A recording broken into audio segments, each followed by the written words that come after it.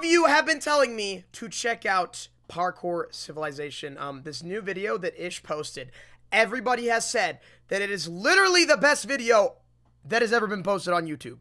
Now, that is a pretty high standard to hold. So today, we're going to watch it. And we're going to see if that claim is true. Now, Ish messaged me before stream, and he said he'll be stopping by. So watch out for him in the chat. And he told me to watch out for spoilers. So don't you dare spoil it. All right. Here we go. In the biggest social experiment in Minecraft history, I scattered 1,000 people across 2 massive islands to simulate a realistic civilization.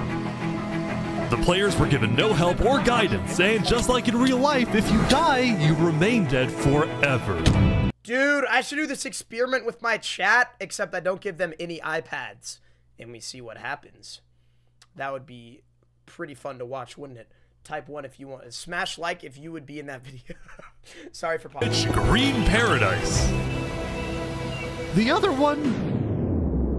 You're kidding me. ...is a barren wasteland. Bro, I already know they're gonna turn it into like the fucking Greek city Colosseum and shit. They're gonna make this into goddamn Manhattan. They're gonna make it look so cool.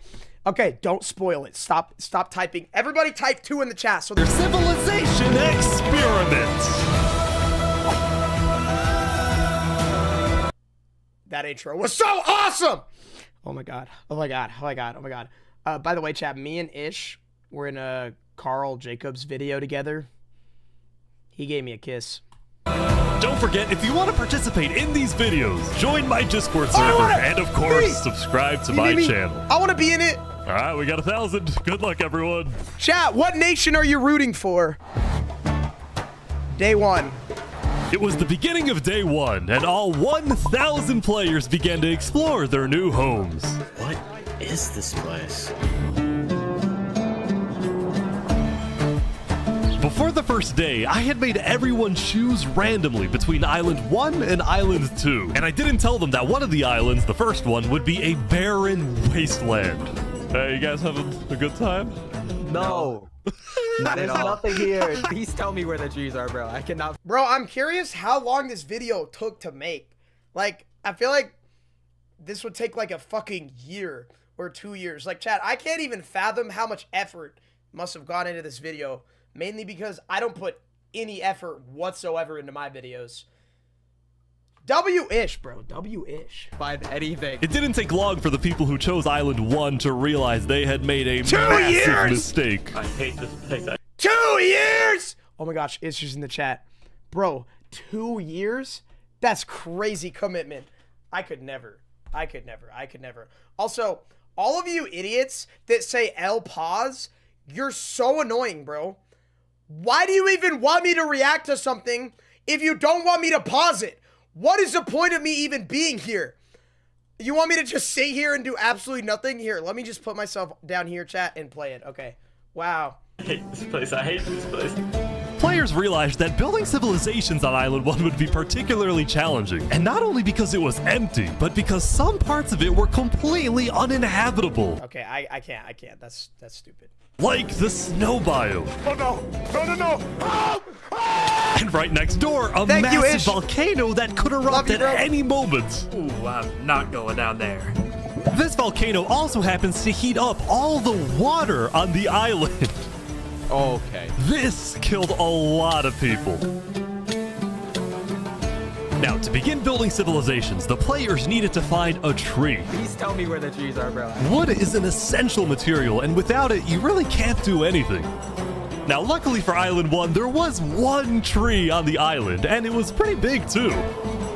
But, of course, it was completely surrounded by boiling water.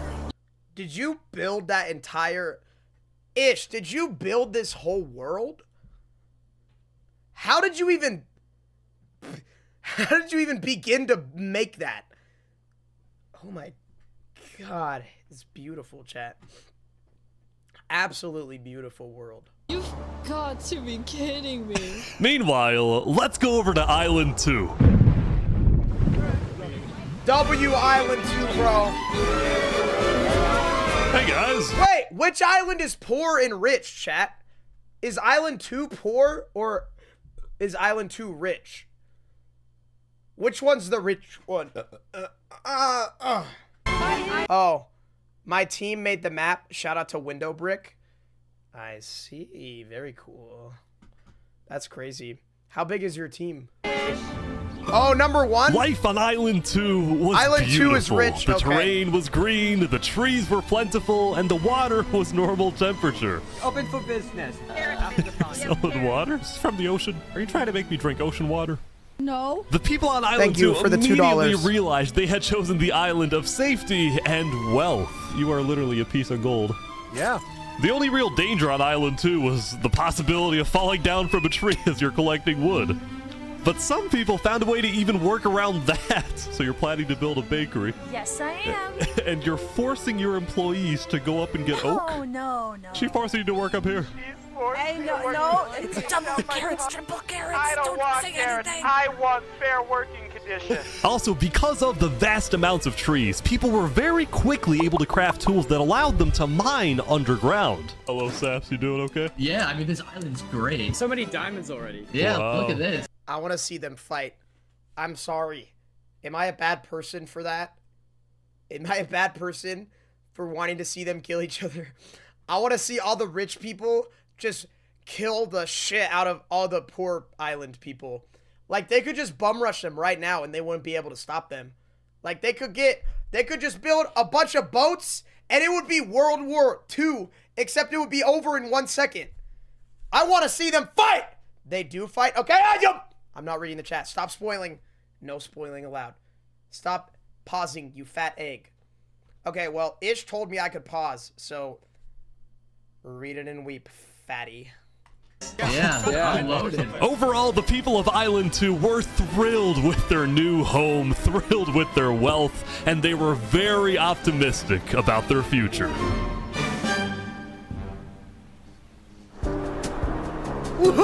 By the end of the first day, players on Island 1 had finally reached the big tree. You realize how high up you are? Oh yeah, no, we're not scared. No? No pain, no gain. Island 1 was still pretty far from having fully fledged civilization. Am I crazy, or did that sound like Albert's stuff? No pain, no gain. Island Am I crazy, or was that Albert's stuff, chat? That was definitely Albert's stuff, buddy.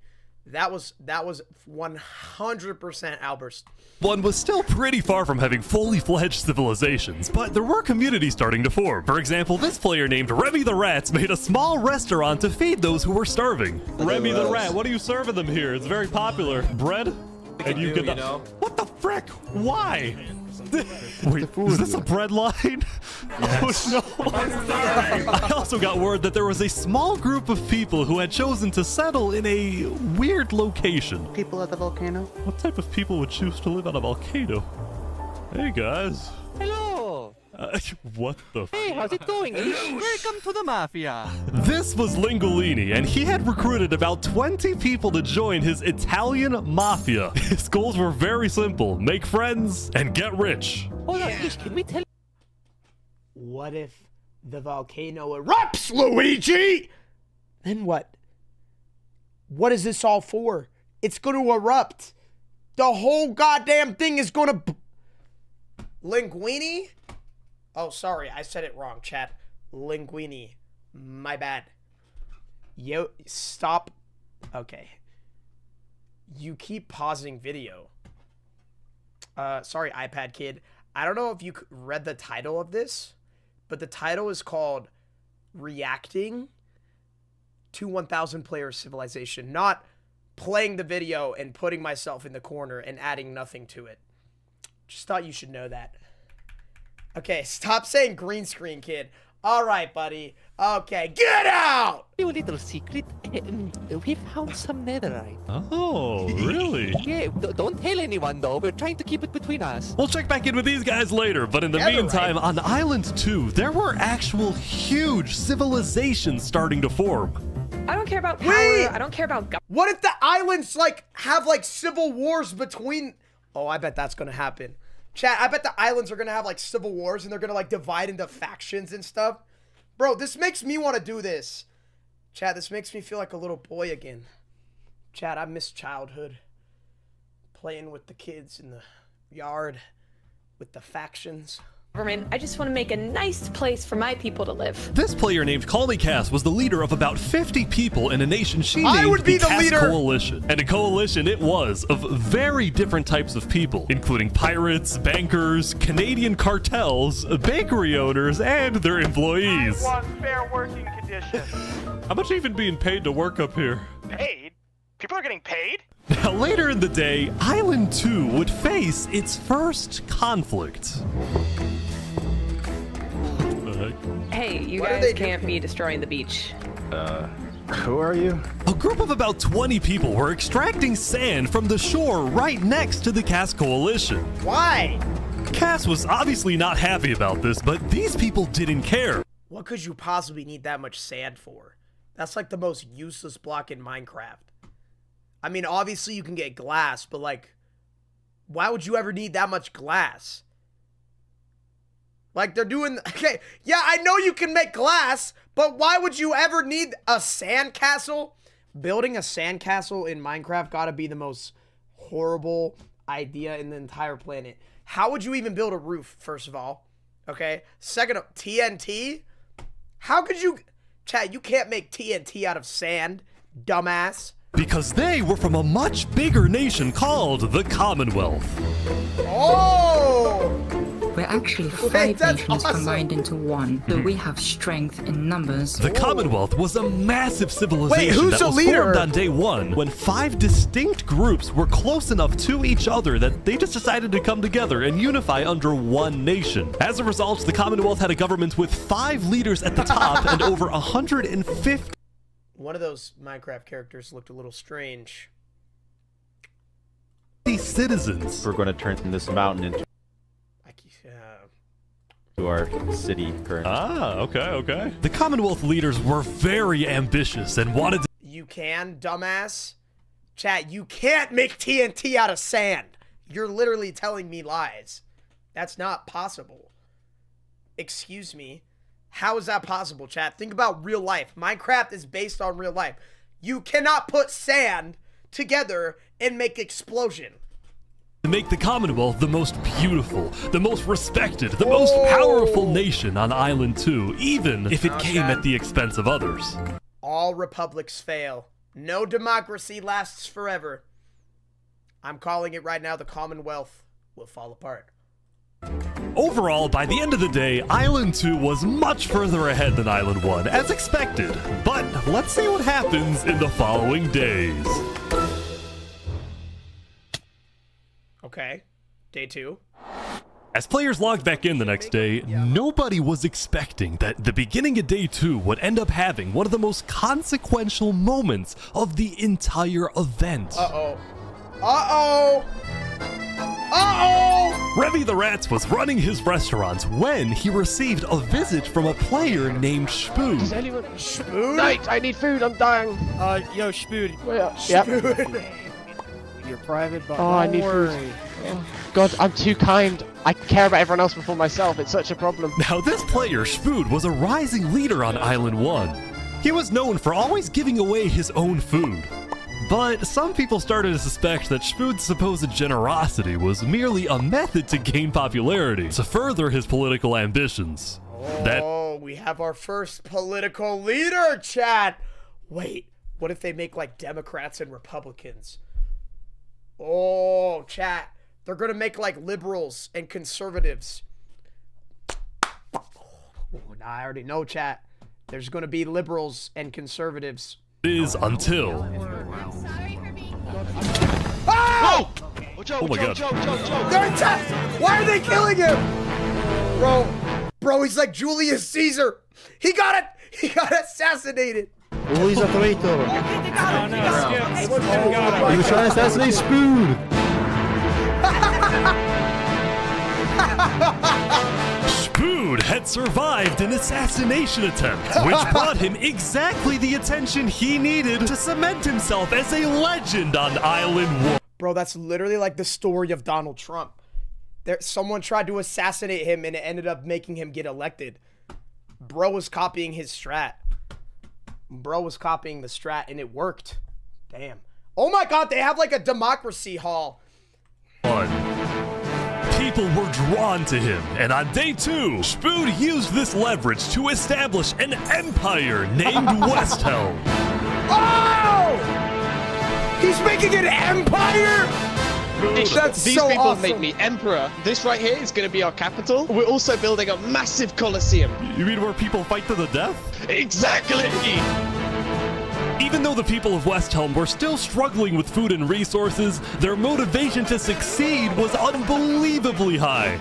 Earlier, somebody... Chat, this looks so fun, dude. I want to do this. This looks like ridiculously fun. He tried to take my life. Someone with this face.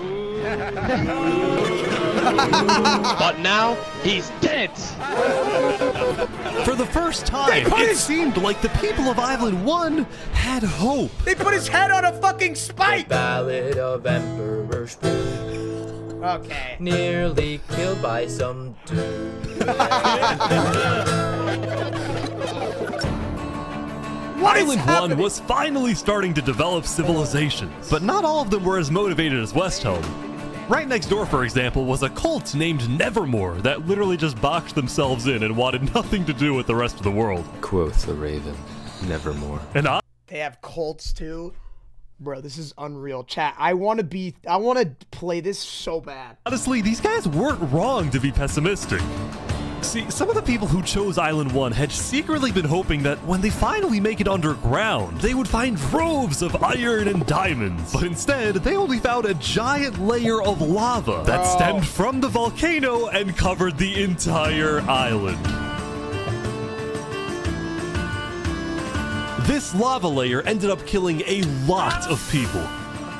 That said, a lot of people weren't necessarily angry at the poor conditions themselves, but more so about the inequality between Island 1 and Island 2. See, even though the two islands had a border separating them, preventing anyone from crossing for now, rumors were spreading about the wealth and the amazing environments of Island 2. Because of this, some people on Island 1 were starting to develop some feelings about the other island. Island 2 might be the better island, but we're the better people. Oh. In fact, artists... Bro, chat, this is like Romeo and Juliet. It's like, chat, you ever seen that movie Romeo and Juliet? It's going to be like somebody from the poor island is going to fall in love with somebody from the rich island. That chat, it's going to be like they're going to be on like either side of the border, like trying to hold hands. I'm calling it, bro. There's going to be a love story. On Island 1, we're already making propaganda posters, some of which were rather concerning, including a few creations by our mafia leader, Lingolini. Speaking of Lingolini, there was some drama on the volcano on day 2. Okay, how the fuck are they growing trees on the volcano? That's my question. I just survived an assassination attempt. What? Yo, W Linguini, chat. My favorite character. Mamma mia! Boing! Oh. Mamma mia, help me, I'm getting chased. Lego likes just attacked me out of nowhere and I had to run down the mountain. It was becoming a pretty common occurrence on Island 1 for people to try to rob or murder as a means to get food or resources. Yeah! But Lingolini was not going to let that slide. Well, what are you going to do about that then? I put the hit out on him. Everybody in the Mafia knows that the Lego likes is an enemy of the Mafia. But then, during our interview... Oh wait, who's coming out over here? What is this gangster music? Those are people from Infernus, they're our allies. Oh, really? Lingolini had decided to share his volcano territory with a larger group called Infernus, whose main goal was to preserve and protect the sacred land of the volcano. It's like the Fire Nation! I spoke with the leader, a player named Seneca, who described herself as the Queen of Infernus. We are a nation of the flame. We have to treat the volcano with the respect it deserves. No! Long ago, the four nations lived together in harmony. But then, Infernus attacked. We hope we can work with Lingolini to do just that. It's the Seneca Fire and Nation! Lingolini agreed to protect each other in case of an invasion, and use the volcano's height and flowing lava to their advantage. If anybody tries to attack us, we'll kick them out like a Koopa shell. Now, speaking of invasions, on day 2, the Cast Coalition was approached by an army of boats. Oh my gosh. Oh my gosh. I think we're under attack. Oh my gosh. It looked like for some reason the Commonwealth was coming to attack. Ow! No, we can't fight this. We gotta run. Get everyone out. But after a few moments of panic, it turned out to be just a group of immigrants who had gotten lost. Immigrants in Minecraft. This video is so peak, bro. You're not here to invade, I swear. Oh, We're not here to invade you, we promise. Why are y'all here? But I didn't do anything. I just followed You them. brought them all. You didn't do anything. Okay. The leader of the migrants, a player named 3Below0, profusely apologized for the scare, and then the migrants took off. The migrants. What's going on, Cass? I know they didn't mean to do that. I'm telling my people not to worry. Glad to hear. Now, on day 2, players had finally realized that Island 2 was not technically an island at all, but an archipelago, or chain of islands. The northern island was an optimal place to settle, with open fields, trees, and wildlife. So naturally, it had the biggest civilizations, including the Commonwealth, the Caste Coalition, and a huge kingdom named Tricolor, ruled by a monarch named Jophiel. The red stands for the underground. How does one become a monarch out of thin air? The green for plain. Down with Infernus. Whoa, chat. Is my chat starting to be involved in the war? Okay, relax, okay? We're not that far into the story yet. And the blue for the coast. The center island, meanwhile, had pink cherry Thank you, blossom Hunt, trees for the and 10. was the home of a small nation called Barbie Land. What is this? Life in plastic? Oh, God. Barbie Land! Nah, everybody should kill them. Attack Barbie Land. It's fantastic. Okay. And lastly, the southern island was big, but also extremely dense, flooded with jungles and swamps. As a result, nobody really There's gonna be like a tribe that lives there. wanted to stay The there. jungle Although people. I did find one person. Saps, what is this? Can't you tell? This is my vacation home. How's this a vacation home? I don't see any lawn chairs or furniture. There's no Hey, roof. hold your horses there, cowboy. It's not Oh! done yet. Saps was one of the few Thank you, Cruz, for the $50. W. Cruz. players who chose not to join Thanks, any Cruz. civilizations because he didn't want to get dragged into politics and drama. Still, he made lots of friends across Island 2, his best friend Flux actually being the second in command of the migrant group. Speaking of, 3Below0 and the migrants had finally reached their destination all the way up north. Now, other than accidentally invading the Caste Coalition, these guys seemed pretty insignificant. But little did people know, this new civilization was about to change the entire world. Oh?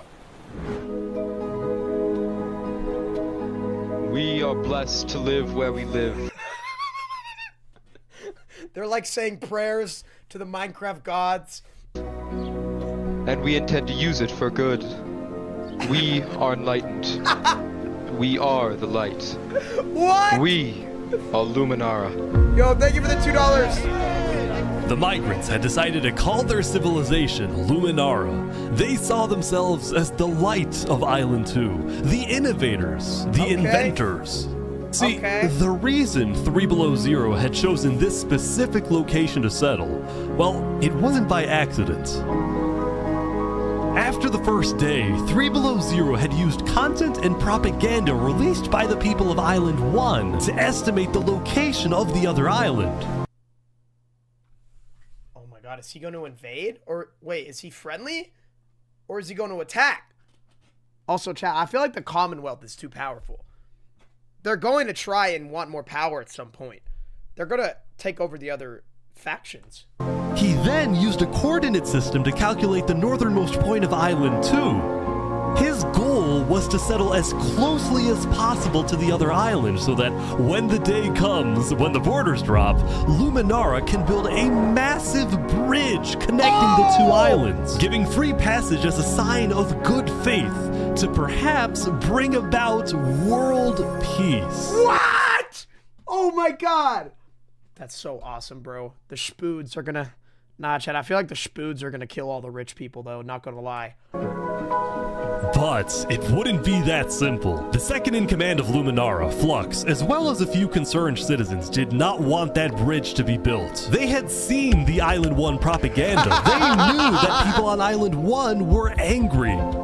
Death to Island 2! Their fear was that Island 1 would just use that bridge as an opportunity to invade Luminara and perhaps invade the rest of Island 2, leading to a world war. That bridge is a bad idea. Moving up north was a bad idea. Island 1 is going to invade us, and Luminara is going to be their first target. What about the goal of world peace? I respect our leader's goal, but he's dead wrong. We shouldn't be trying to befriend our enemies. The way we're going to achieve world peace is by uniting Island 2 against Island 1. What if 3 Below Zero says no? What if they finish the bridge? Well, then at least they'll know I tried to warn them when Island 1 comes and kills us all. Bro thinks he's like the anime boss.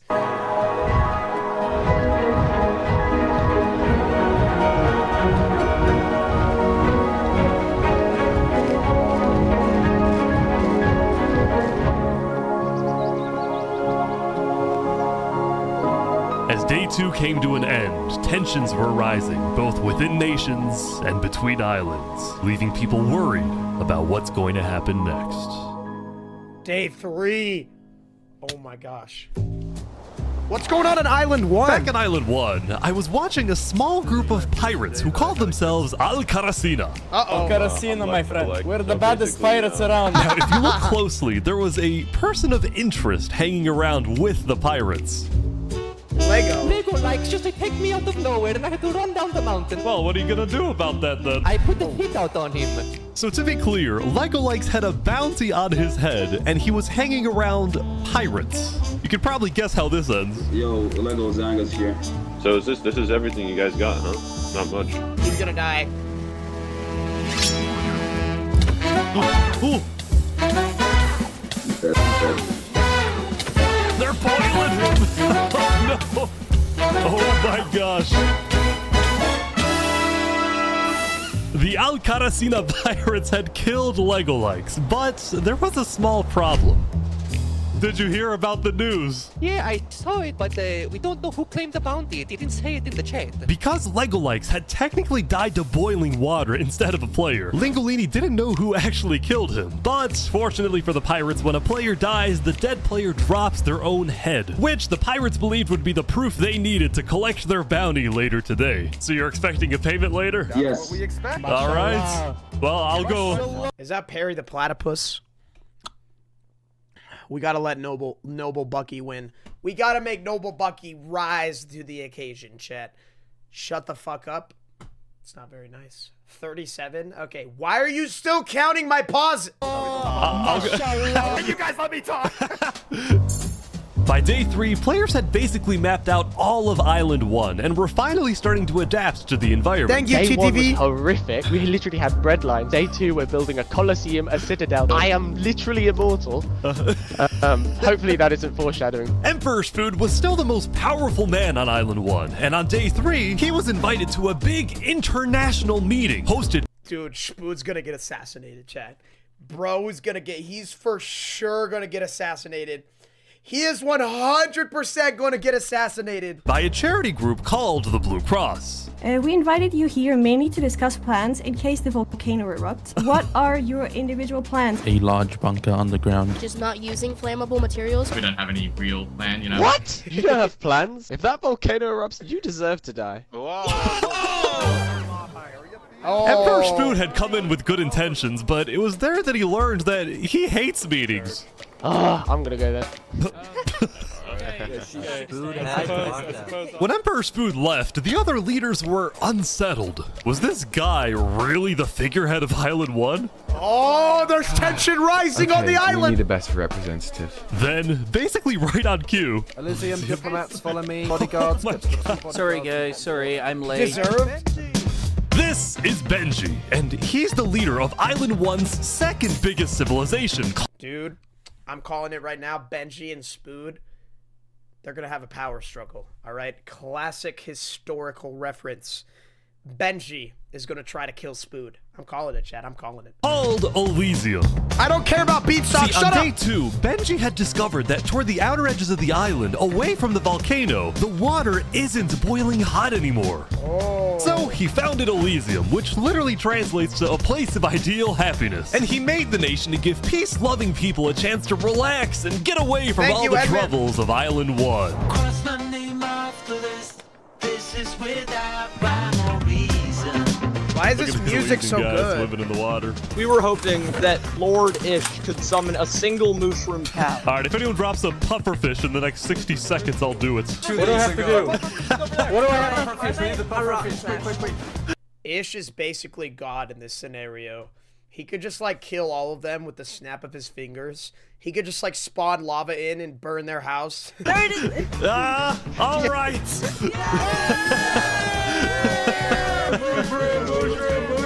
We can kill it for leather! Now, back at the Blue Cross, Benji and the other leaders discussed the possibility of creating a full Island 1 alliance. All the leaders at the meeting, including Westhelm's representatives, believed that given the harsh conditions of Island 1, an island-wide alliance could be a game changer. But first... Before we make this official, we have to convince everyone else to join. See, there were a few civilizations not present at the meeting, and to complete the full Island 1 alliance, the Blue Cross would have to go out and get them all on board. First was the Alcaracina Pirates, who coincidentally happened to pass by the meeting as it was happening. Hey, guys. Hello. They were on their way to collect their bounty from the second nation not yet in the alliance, the Lingolini Mafia. Oh, yes, they're waiting. Hello, I'm looking for Mario. Anyone? Hello, it's me. Ooh, mamma mia! It looks like a small brain. It sure looks like a Lego lights. Meanwhile, the Nevermore cult would probably be a little bit more difficult to convince, but the Blue Cross said they'd try anyway. Now, as for the fourth and final nation, well, it was a bit of a mistake. Okay, that is the Fire Nation, chat. That is literally the Fire Nation, bro. They're the Fire Nation. They're the bad guys. We all know, everyone knows the Fire Nation is the bad guys. Look at that. You cannot look at that base and tell me they're not the bad guys, bro. You cannot tell me they are not the bad guys. Steak, what are your predictions? I think for the Island 2 of the rich people, I feel like there's going to be a massive war. I feel like Island 1 is going to come together, but not Island 2. Mysterious group. Their civilization was down south, and they were very isolated and secretive. They were also rumored to have an extremely strict government, but also a large amount of very skilled fighters. Oh. Wait, maybe I'm wrong. As a result, people were kind of scared to approach them, but they knew they had to eventually to complete the Blue Cross Alliance. They knew that if this alliance works out, it wouldn't matter that they all lived on the poor island. All of a sudden, out of nowhere, the most powerful force in the world would become Island 1. At first, Island 1 was supposed to lose, but now they were on the verge of turning their lives around completely.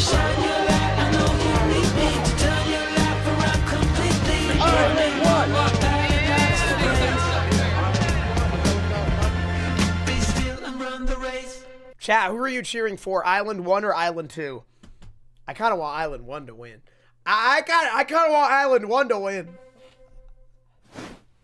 The Commonwealth, back in Island 2. Uh-oh. Oh! As you can see, there was a bit of commotion at the Commonwealth. They had just exploded their own land because of a miscommunication.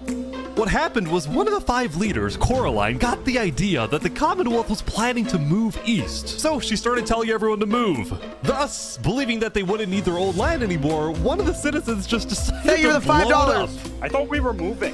What? You idiot! I'm moving? I'm surrounded by idiots. Overall, the Commonwealth was having trouble getting anything done because the 5 leaders were constantly fighting over power. See, there were 5 leaders, each with 1 vote. But because they were originally 5 separate nations, each with a differing amount of citizens, should the smallest faction's vote have the same weight as the biggest faction's vote? I'm telling you, bro, the Commonwealth is going to go through a civil war. The power between them is too much. Okay, the Commonwealth is going to attack each other. I am calling it, bro. I'm calling it, chat. I'm right. It's ridiculous that Armin's vote is worth the same as mine. I mean, I need It's about true. 50 people, and he has barely 5. Because of all the fighting and Thank you, disarray, Bean Squad. Commonwealth citizens started moving to other nations like the Cass Coalition. Uh-oh. Cass's style of governing, letting people do whatever they want, was making her very popular with her people. I've been with Cass since pretty much the beginning, and she's established a democracy, a true one. This is so funny, chat. They have a whole like functioning society. Focused on like letting everybody do their thing. But at the same time, the lack of any regulations had some unintended consequences, like players making strange and ugly buildings. So to solve this, Cass hired a building inspector. I have placed a lot of foundation for a glorious city, basically made out of stone. That way no one can burn us down. However, the Is that the Riddler? What the hell is he doing in here? building inspector did get a little power hungry. What's going on here? He said he's gonna demolish my house because it's not up to building 24 code. hours because it's not up to code. So then, citizens took matters into their own hands. Uh-oh. They killed him! Anyway, on day 3, the biggest nations on Island 2 were still the Commonwealth, the Cass Coalition, and Tricolor. Tricolor was a medieval civilization separated into 3 regions, one of them being an underground city. Oh my gosh. This is big. That's actually sick. People didn't really know that much about Jofiel and Tricolor because they tended to be more private. Jofiel was more interested in building up Tricolor rather than doing outside diplomacy. But people would still come to Jofiel with all the political news of Island 2. I am so tired of the politics already. I've got some news. People are concerned with Aperion trying to colonize them. Oh my god.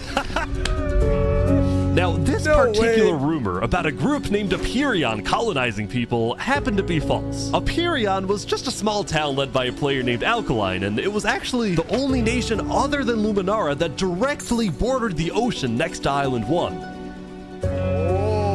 That said, the rumor that Island 1 was uniting was true, which got some people worried, especially the 2 border states. So Jofiel invited over all the major leaders and diplomats of Island 2 for an emergency meeting.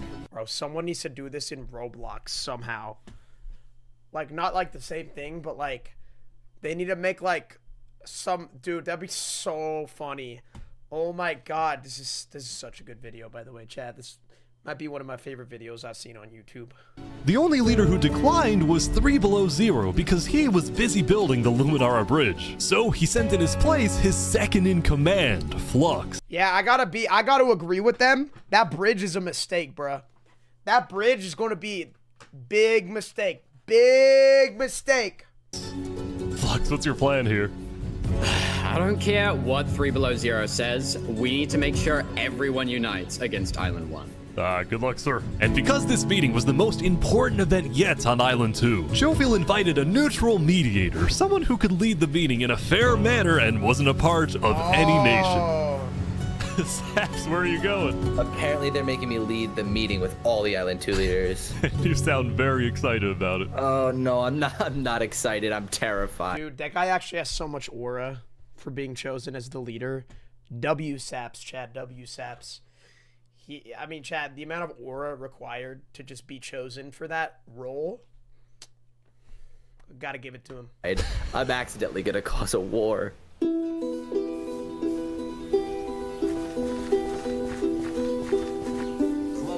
Alright, I think everyone's here. Welcome, Lee. Okay, who is that guy? He looks like the guy from Star Wars, the general. We at the great and mighty Commonwealth are looking forward to a productive conversation. Thanks, it's great. So, as the president of Aperion, I'm actually really worried about our town, which is why I'm proposing we all join a defense pact. If one of us gets attacked, all of us are under attack. Oh, I can agree. Yeah, I like that. That's good. That's a good start. Oh. But if Island 1 attacks, say, Luminara, well, by the time you can even arrive to defend us, everyone at Luminara will already be dead. Which is why I think we need to focus our efforts on preventing an attack in the first place. An attack is inevitable. I'm just saying. Hold on, Flux. Let Jofiel finish. Island 1 is starving. They're not going to attack us. They have bigger problems. And imagine for a second how quickly we could change their hearts and minds if, instead of treating them as an enemy, we send them aid. Chat, I just got chills. I just got goosebumps on my arms. I believe in society again. I think Joe feels right. We do the defense pact, but we also send aid to Island 1. Good idea. Basically, Good we're idea, ready for an bruh. attack, but we try our best to prevent it. W idea. I can agree to that. The Commonwealth agrees. Guys, no, this is ridiculous. Island 1 is literally making propaganda saying death to Island 2. They're jealous that we live in a paradise, and they're gonna invade us no matter what. Come on, Flux. And you wanna send aid to them? Guess what? They're gonna take whatever you send them. Food, armor, weapons, and they're gonna use all of that against us. No. He might. They would have never. A point. Hold on. Island 1 isn't evil. They're not savages. They just need help. You cannot be this naive. Look, there's a guy under the table. There's a guy under the table. Everyone is super on edge. They're worried about traps. Guys, Island 1 is united. They have hundreds of people all aligned in the same goal, to kill us and take our resources. If they decide to attack any single one of our nations, it'll be easy. All they'll need to do is walk ahead, which is why we need to either merge all of our nations right now. We all choose a spot and combine into one civilization. Either that, or we attack Island 1 first. Whoa, Are you crazy? Watch, this is ridiculous. What's crazy, Joe Feel, is you leading all of us to our death. Oh my That's god. too have to much. We listen to can't me. do that. If we don't do this, it's the end of Island 2. Flux, Hold on, we can't do that. That's crazy. What is that? Nah, chat. Flux is a dictator, bro. He's a dictator, bro. Flux is a dictator. Flux is like Napoleon, bro. Wait, Napoleon was a good guy. He's like one of the Mongols, chat. He's Genghis Khan. Alright, everyone. We can't fight. Let's just vote. All in Democracy! favor of Flux's plan to treat Island 1 as an enemy, say aye. Aye. Oh. Nobody wants to. All in favor of sending aid to Island Yes! Yes. Okay, that's good. That's good. That's good. That's good. That's good. That's good. That's good. That's good. That's good, chat. That's good. That's good. Okay, they're gonna get 8. Wait, but how do they get 8 if the barrier is there? Meanwhile, at Westhelm, I ran into something interesting. Our next song is called Island 1. Oh my god. So you remember this guy? The Ballad of Emperor Spoon. Well, he had joined a band that produced actual songs and then performed them all across Island 1. You're joking. There in Westland Island. What? Want to see? Let's go.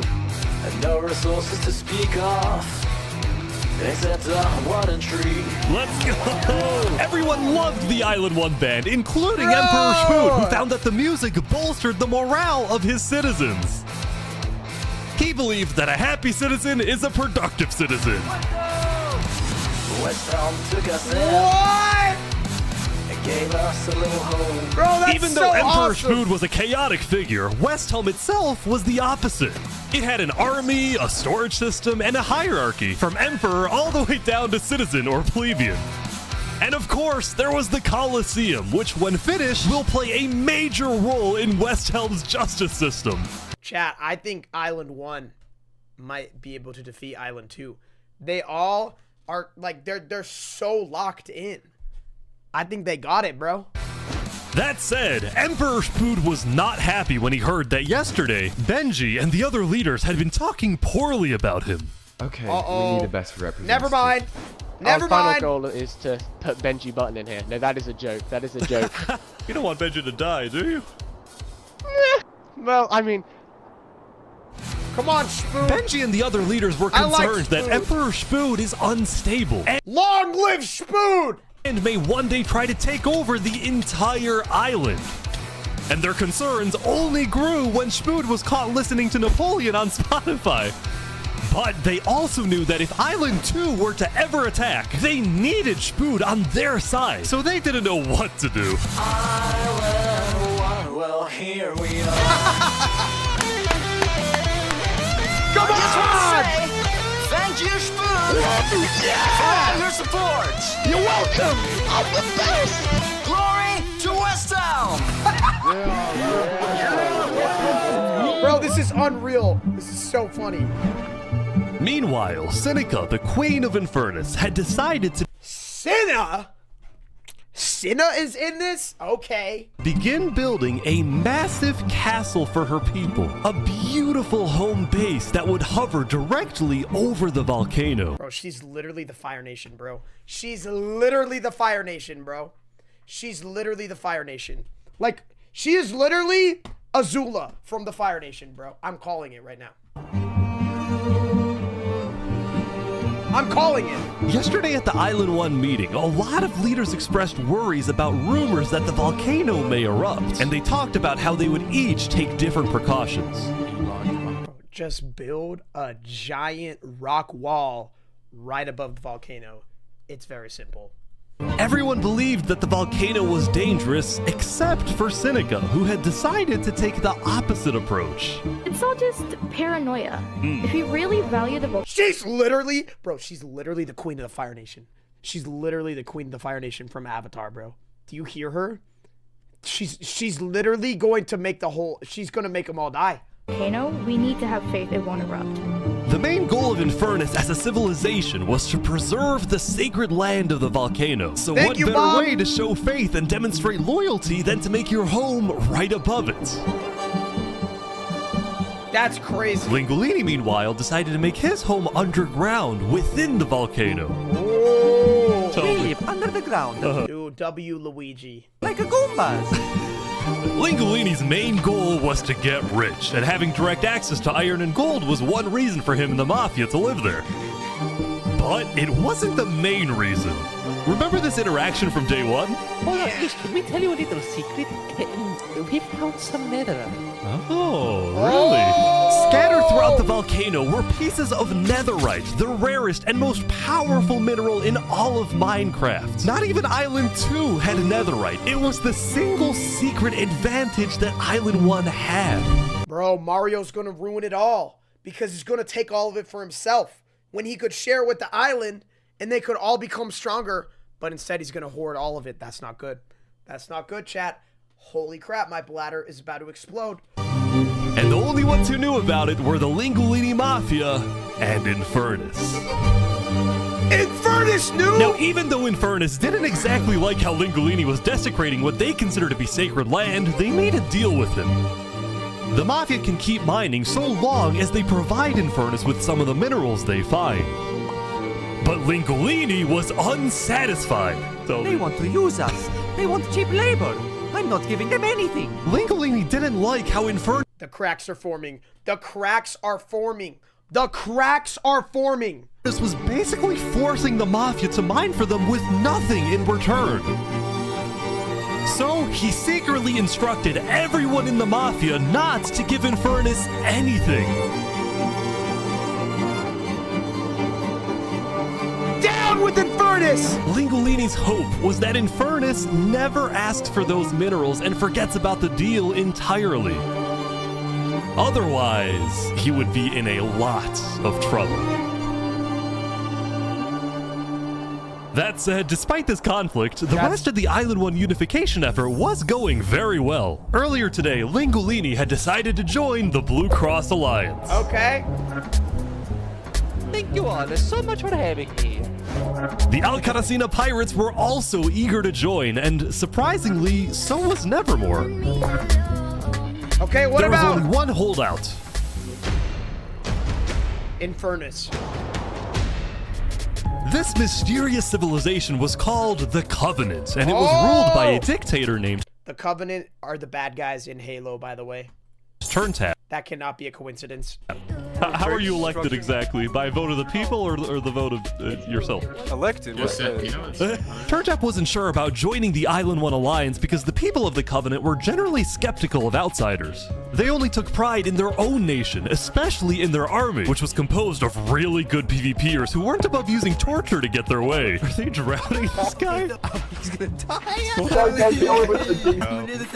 Now, I felt a little bad for this player, so I threatened the Covenants. Covenant uses water torture. I'm reporting this to Sidefall News. No, don't go to Side. So I went to the local news reporter. Sidefall, I have a story for you. I just caught the Covenant waterboarding one of their own people. Oh. Well, I'm paid off by them, so I don't really care. What? Dude, it's free money. You know what? It's called a business for a reason. It's called for profit, okay? Seinfeld ran a news business with questionable ethics. He was also known for making up fake stories, writing things like, "The lava is rising," just to sell more papers. That said, earlier today, he had made a legitimate discovery that could devastate the entire island.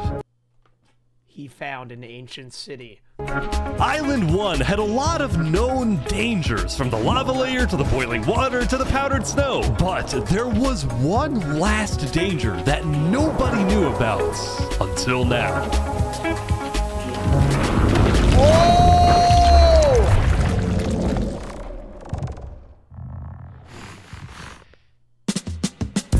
An ancient city. Meanwhile, the people of Island 2 had spent the day building their civilizations and having a good time. Yesterday, their leaders had voted that whenever the border drops, Island 2 would send aid to Island 1, hoping this gesture would lead to peace. But not everyone agreed with this approach. The end of Island 2. When Flux returned home to Luminara, 3 Below Zero was furious at Flux for causing chaos at the meeting and for going against Luminara's values. 3 Below Zero, as the leader of Luminara, was actually heavily in favor of sending aid to Island 1. The whole point of the Luminara Bridge was to make peace with Island 1, not to start a war. As a result, 3 Below Zero demoted Flux from his position as second in command. Flux is gonna, dude, I'm calling it right now. Flux is gonna he's gonna betray them. He's gonna come back for revenge. I don't care that there's a new Paley video, by the way, stop saying that. I spoke with Legacy, a Type citizen 1 of Luminara. if you're in the chat. I want to see something. Flux has been gone all day. People here don't really like him anymore. Flux and his crew had spent the day building a secret bunker under the ocean, a place for them to hide if Island 1 attacks. And then Flux spent the rest of the day helping his best friend, Saps, finish building his home. Wait, that's Despite all actually the chaos, so cool. Sap still reached out to me after I was demoted. Mr. Mediator, what a good friend. Flux over here can be a little unpredictable, but he's my friend, and I know he genuinely wants the best for us. Even though Flux was much more ambitious than Saps, these two had become very good friends. So many diamonds already. Yeah, look at this. Yeah. I'm loaded. But just as day 4 was about to come to a peaceful end, something happened that would change the course of Island 2 forever. Uh-oh. Uh-oh. Uh-oh. Dude, what is this GTA? Oh no. Oh no. Jofiel, the leader of one of Island 2's largest civilizations, was walking across Tricolor with her second in command, Seraphim. They're gonna get assassinated, aren't they?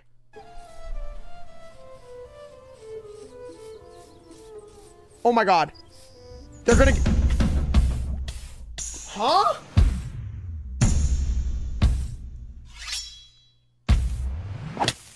Seraphim!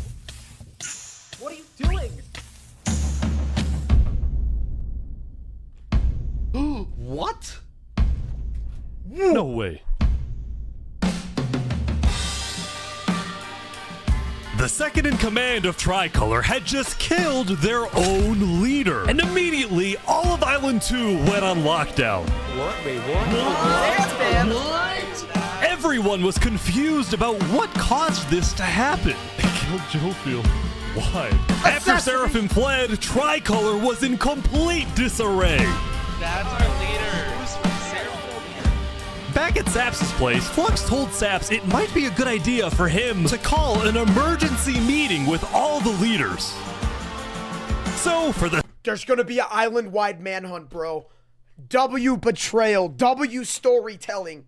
There's gonna be... Dude, Chad, I don't know. This might be the start of the downfall of Island 2. I feel like Island 2 is gonna fall apart from that very... It's like the butterfly effect. That situation is going to make everybody lose trust in leadership. And it's going to be the beginning of the end. For the sake of the island, Saps agreed to host a meeting tomorrow. But for now, he and many others headed to Tricolor to help them restore order.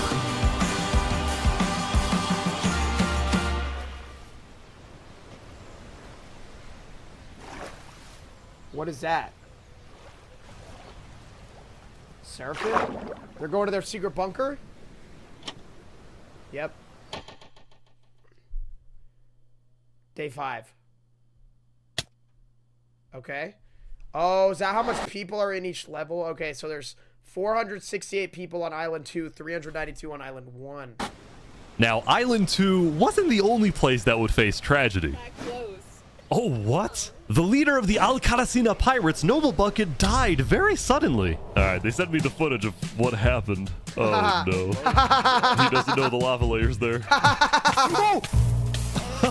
No! I think I'm dead. I think I'm dead. I think Oh my god.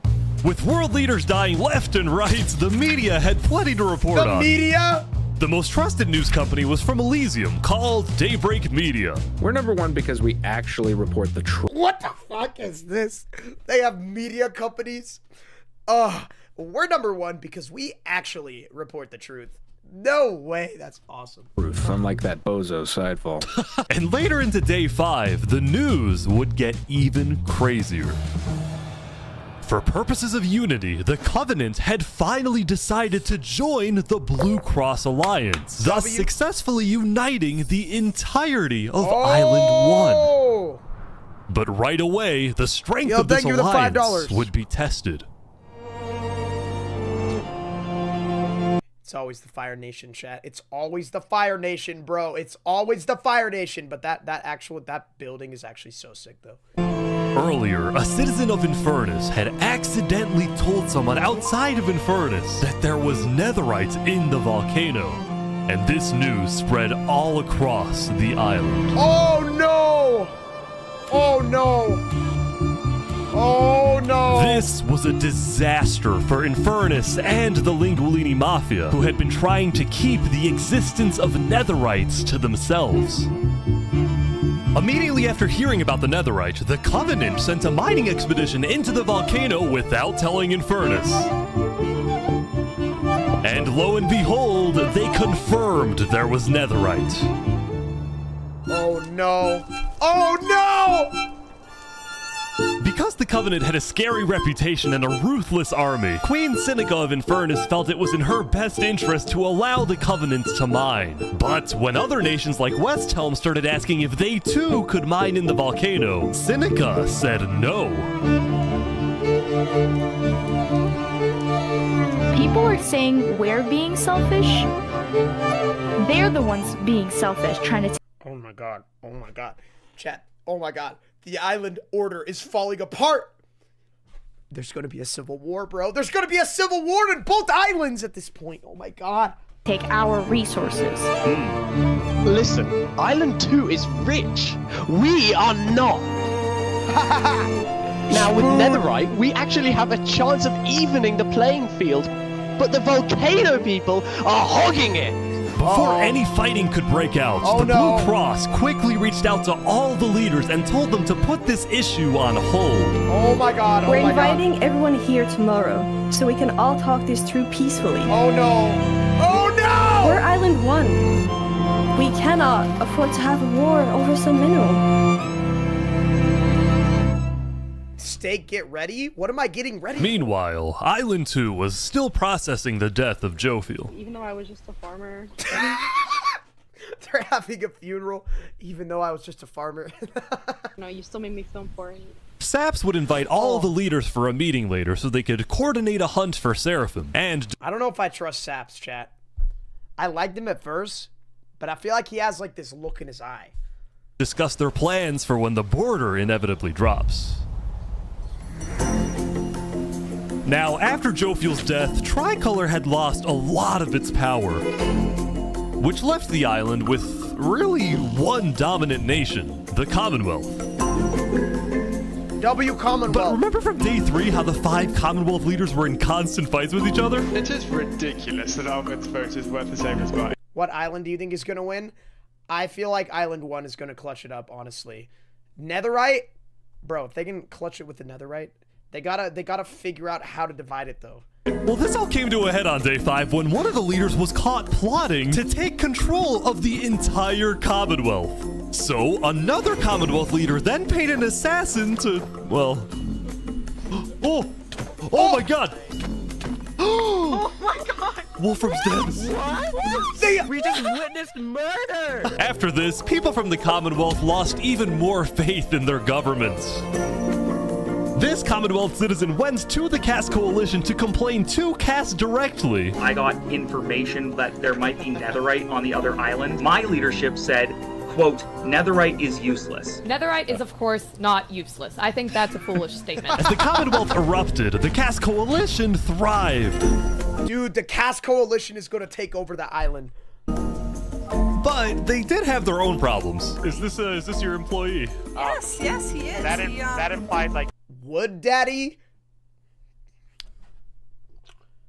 I wonder what he does.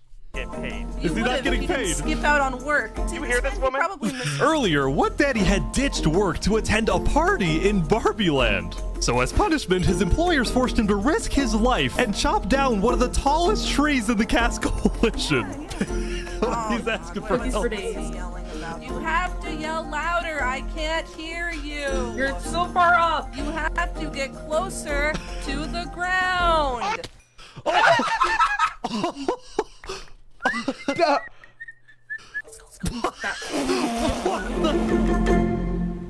Bro just Now, died. because of this recent tragedy, Cass decided to stay home from Saps' meeting. That said, every other major leader was now on their way. Oh no. Something crazy is going to happen at this meeting. I already know. Chat, I don't know, man. I don't know. Island 2 is starting to fall apart. I can see the cracks. I can see the cracks, especially when Joe Phil died. I can see the cracks forming. As the leaders and representatives arrived, there was one person who would be notably absent, banned from attending the meeting. Before the meeting started, Flux called me to his underground bunker because he had something, quote, important to tell me. Flux, what are you gonna do? Dude, why is villain music Well, playing? first, let me just explain. I'm not allowed to attend this meeting because the leaders of this island are utterly incompetent. They can see that Island 1 is gearing up to invade us. And their response is, let's give Island 1 more gear. It's completely brainless, and it's going to result in all of our people dying. He's the villain. He is literally the villain, Chad. He's the villain of this story. So, you got a plan? I had a plan, but nobody listened. They all voted against it. Look, we can still save this island, but the current leadership has to go. He's gonna kill them all! What do you mean, has to go? Has to go. Removed. And I'm done waiting. It's gonna happen today.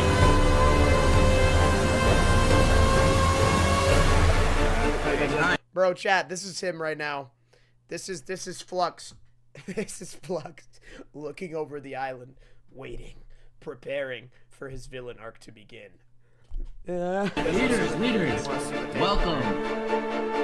Thank you all for coming. What if he planted bombs?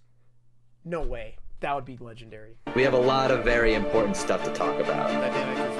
You know, during the first meeting, there was one person there who actually understood what I was saying. Seraphim reached out to me, asked me if they could help in any way.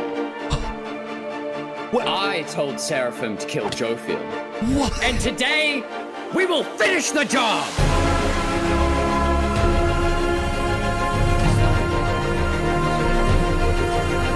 Wait, so Seraphim gets there.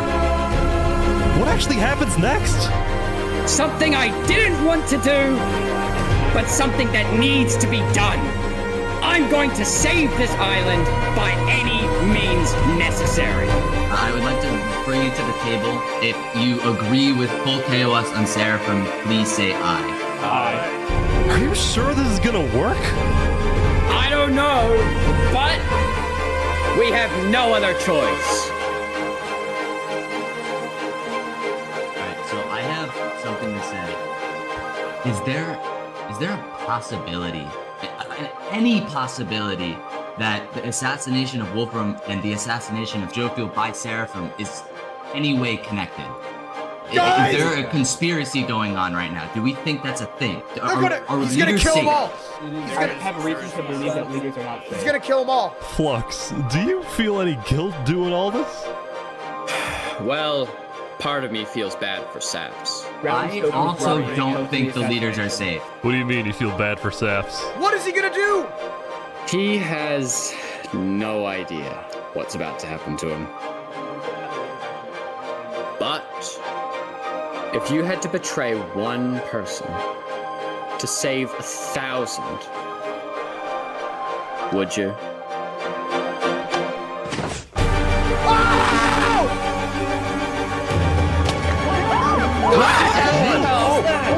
What just happened? What happened? I didn't do that. I didn't do that. Oh my god! Why is there a trap? Is this all a setup? Saps. Where's Saps? Where did he go? Did Saps do this? Wait, Saps? You have to find him. Put him down! Kill him! Kill Saps! Saps, where are you? Saps!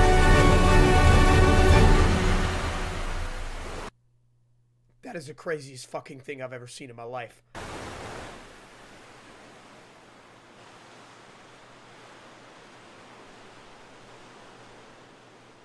That is literally the most insane thing that I've ever seen. What the hell? Those nerds made a fucking cave spike. Oh, chat. Dude, Flux framed Saps. Oh my god. Okay, what the heck is happening on Island 1? It was a new day, and Island 2 was in shock. On day 4, when Saps was in Tricolor helping the people after the death of Jofiel, Flux and his crew had built a trap in his roof. And Saps did not know they had done this. That is so fucking badass. Dude, Flux is like the most evil villain. Oh my god. He had been framed by his friend Flux, used as a scapegoat for Flux's plan.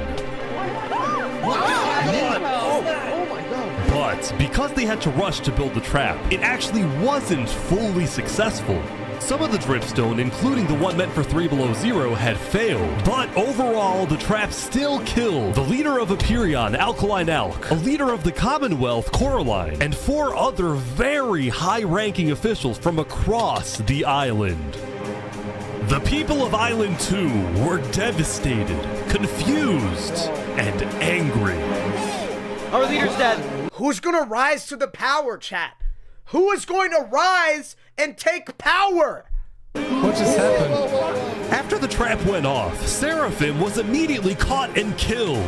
Oh!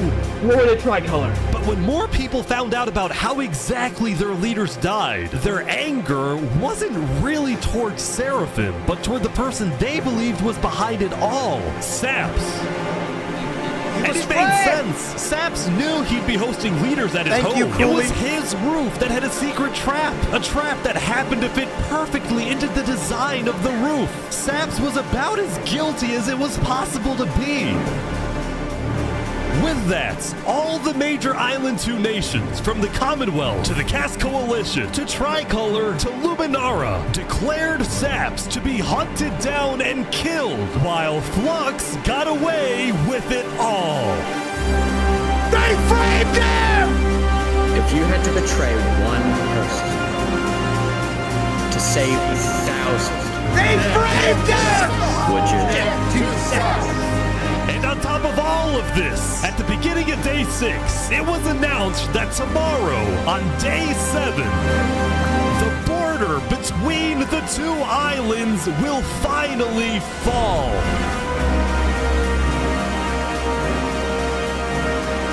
Both islands now have 1 day to prepare.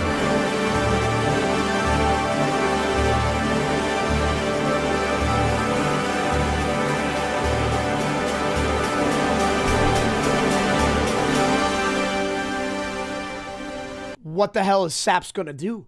How is he going to escape? What? The whole entire island hates him. Saps is gonna have to go to Island 1. That's actually nuts. Free my boy Saps. Now, when the people of Island 1 saw the chaos happening on the other island, most just didn't really care about it.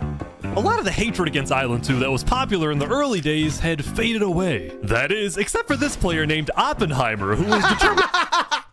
Oppenheimer! No fucking way! ...to take out Barbie Land, because in 2023, the Barbie movie had outsold the Oppenheimer movie. I'm building a nuclear rocket that will make yesterday's chaos look like child's play. But when Oppenheimer tried... Oppenheimer's building a nuclear bomb!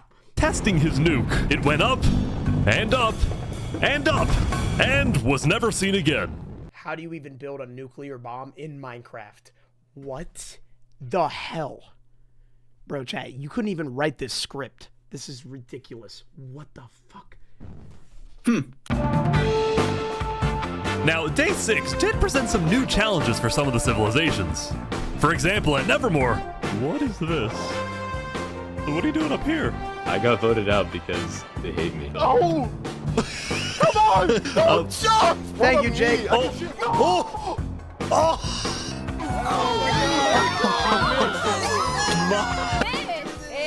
What? I didn't do anything. I blame Ish. Meanwhile, at Elysium, I hate being a leader. Everyone here is so stubborn. Benji was having trouble getting laws passed because his people kept opposing any changes that threatened their peaceful lifestyle. The people of Elysium were generally skeptical of government officials, sometimes even holding trials against them. Although this particular trial did not go to plan. Bro. Guys, somebody stole Gerald. The mushroom cow, Gerald, has been stolen. How do you even steal a cow? Let's go! There they all go. Meanwhile, at Westhelm, there was a bit of a food problem going on. Not a shortage, a feud. See, Remy the Rat had opened up a new restaurant right across from the Coliseum, but the food was questionable. Is poison fatal? So his customers had instead started buying their food from another player named Dinosaur. That is, until... Oh my god! Oh my god! It was Remy! Permanently closed. All food is now at... Remy, are you behind the murder of Dinosaur? Anyway, on day 6, the Westhelm Coliseum was finally complete. Yeah! What do you plan on using this arena for? Do I actually have to say legally?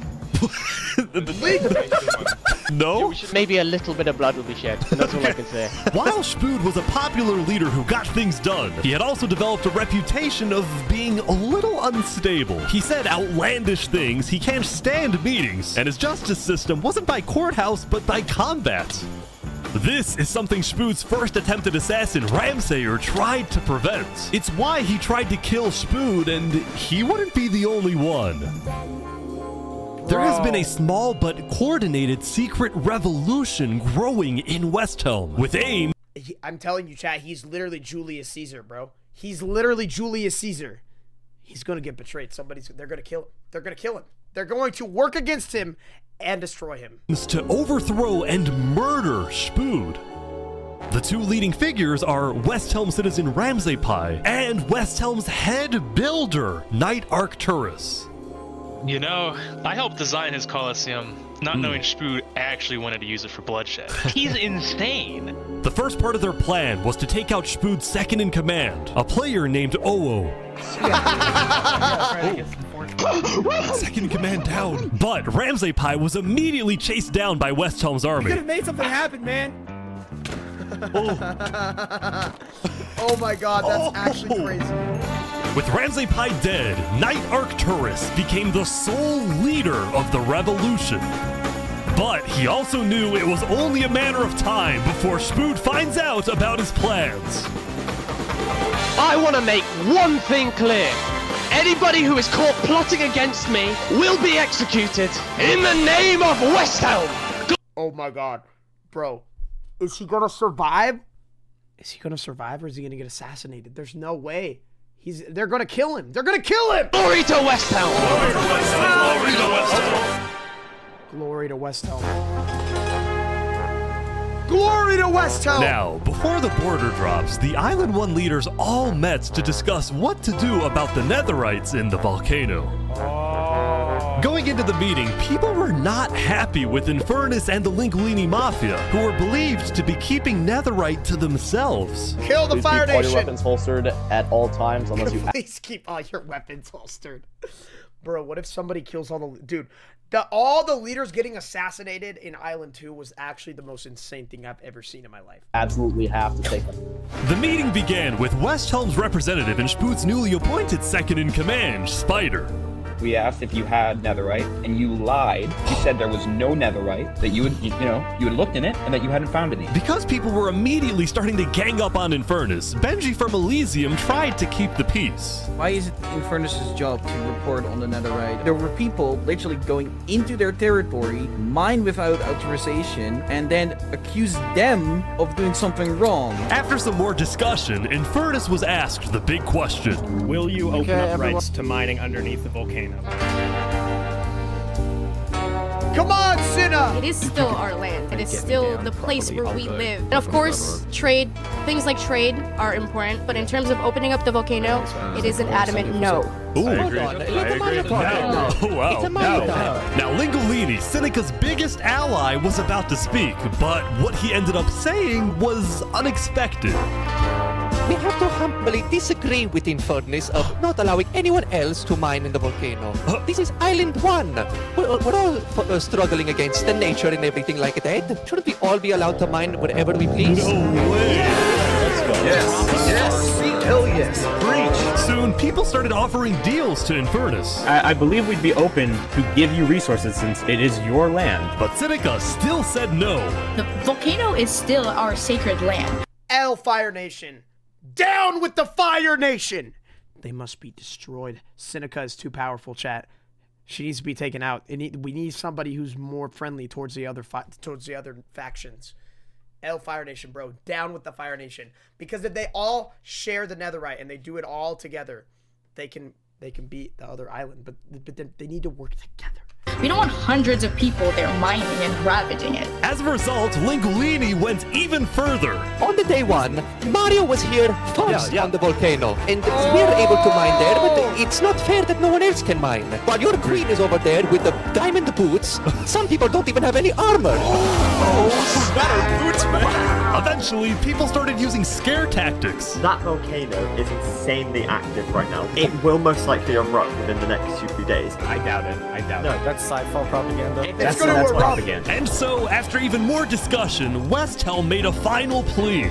We have a representative from I want to see it erupt. Single nation on this island. You have an opportunity here to unite us all, or you have an opportunity to totally destroy that unitedness. But Seneca still wouldn't budge. For now, kill her.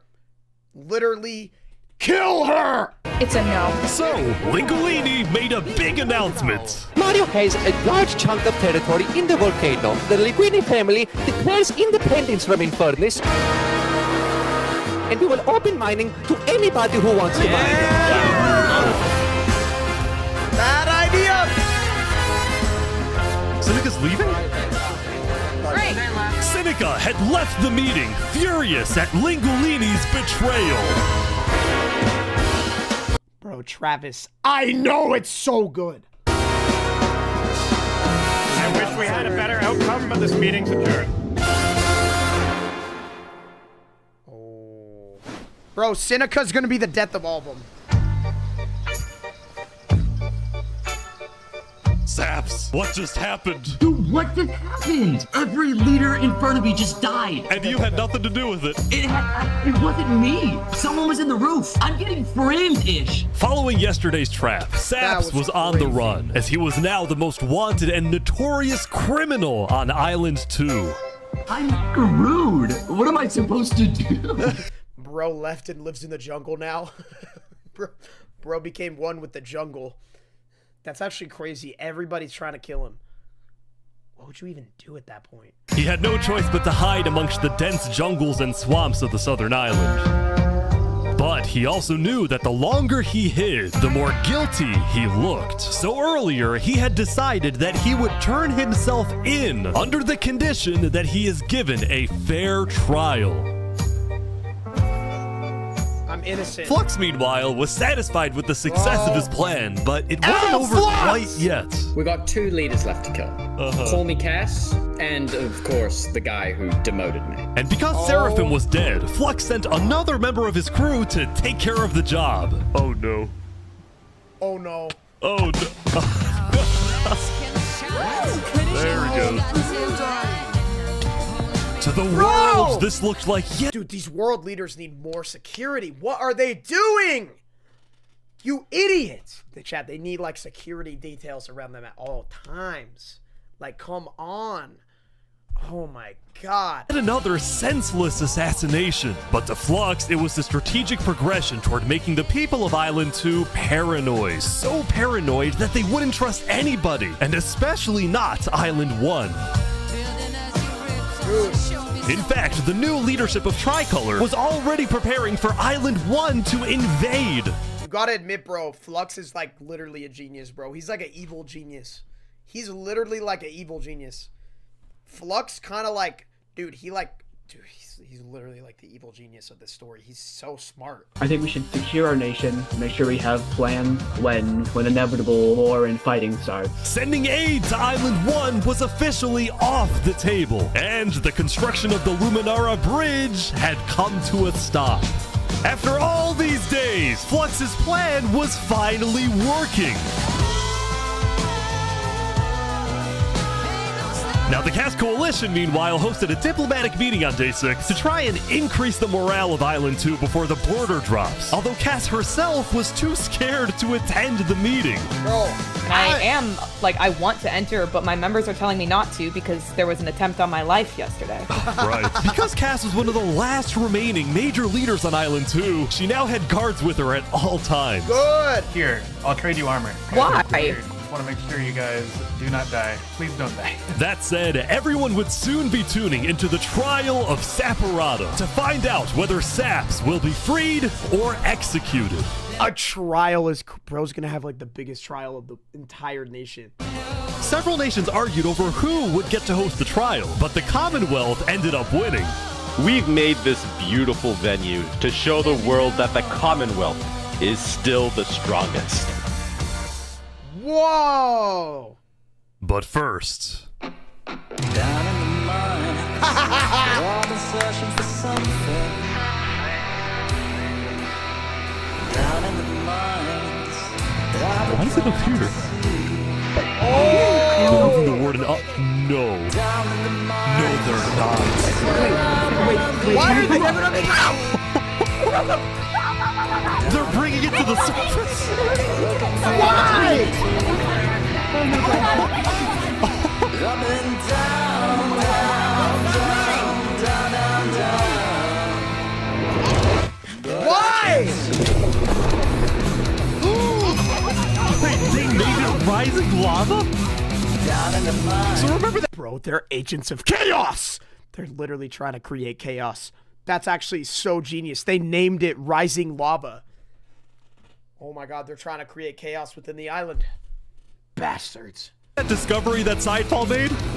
Well, it was a warden, also known as the most dangerous creature in all of Minecraft. Sidefall had then renamed the warden to Rising Lava, so that when he was accidentally killed by it, the entirety of Island 1 went into a panic.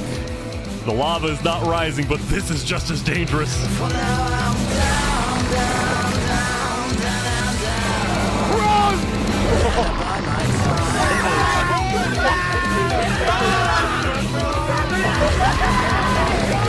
The warden had been unleashed onto Island 1, going from place to place, terrorizing civilizations.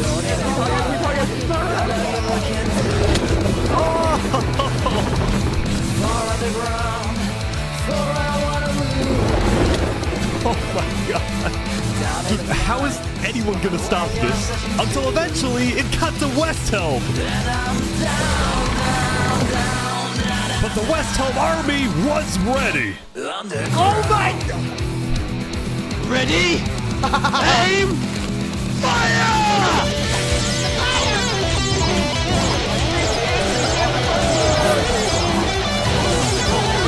Oh, bro, I can't wait for the war, chat. The war is gonna be crazy.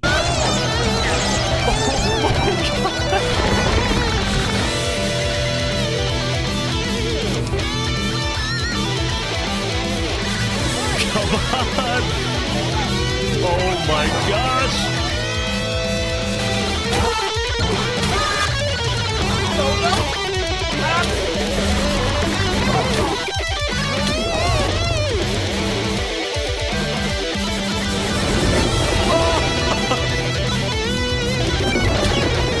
Welcome to Westhelm.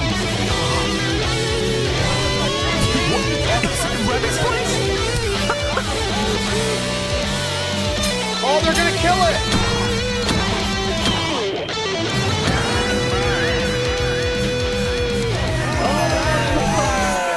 Bro, Cadastro is gonna become a war hero.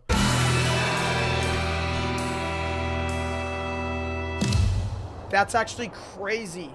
Bro, the warden should have been on Island 2. Oh, the trial! The defendant Saparata is accused of 7 counts of murder, including the murder of Joe Field, the murder of Alkaline Elk, and the murder of our very own Coraline. I will hear the prosecution's argument, followed by the defense, and then I shall make my ruling.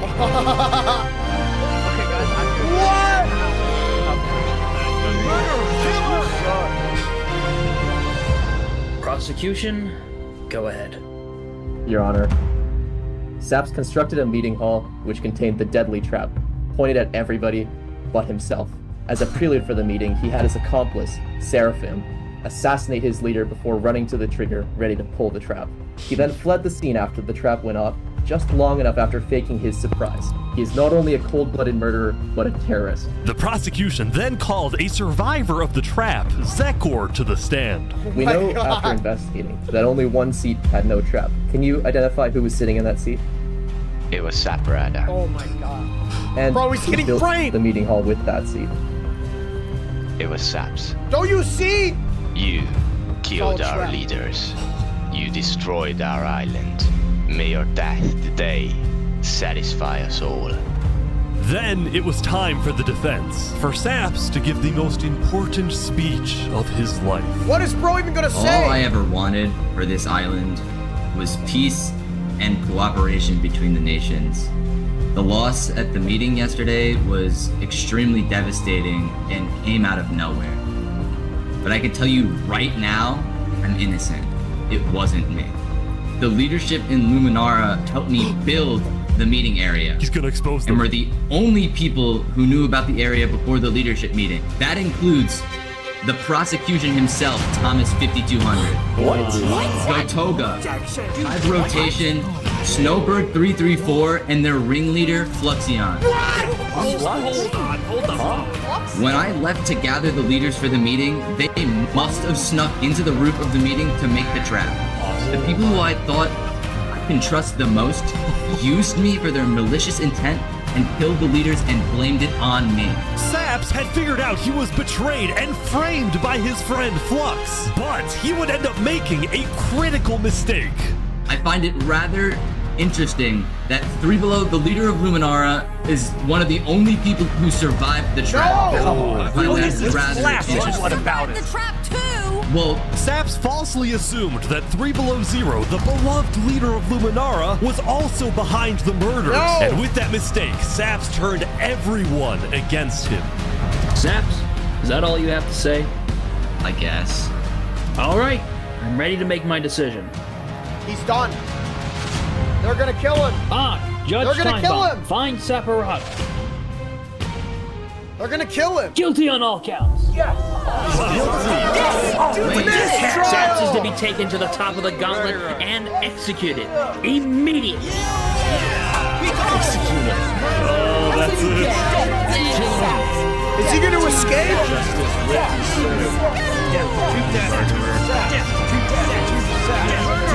Imagine if he escaped.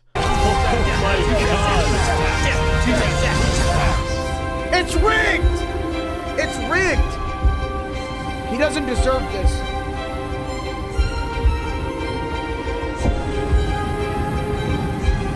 Wait, maybe he's gonna water bucket clutch. Wait, is he running? No way. No way.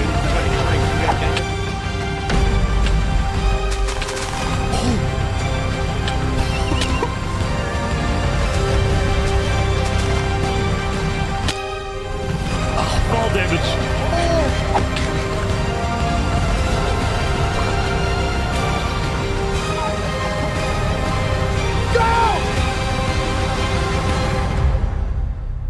He got away. Bodyguards. He escaped, man. Did he actually get away? You gotta be kidding me. No! He escaped again. Bro, he's probably so depressed. No way he got away, bro. You killed our leaders. You destroyed our island. Murderer, killer! What? Disgrace to all of the island. Saps, why did you do this?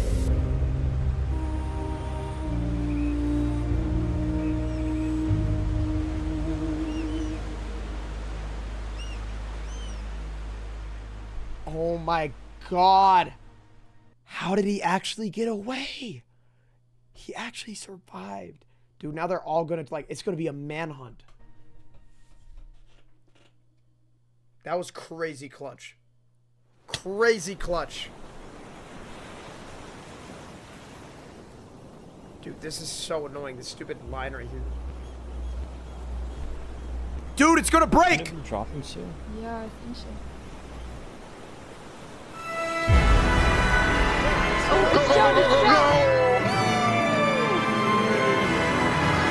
It was day 7, which means the border had officially dropped. At first, people were kind of in awe. Whoa, this is beautiful. Going from one island to another after all this time was a major culture shock.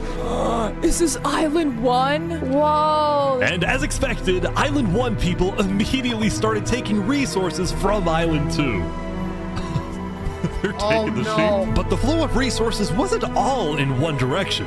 Probably gonna take some gravel back to Island 2. We don't have a lot of it. Still, as people from the two islands started meeting for the first time, they were surprisingly friendly to each other. Like these two who made a tunnel connecting the islands from underground.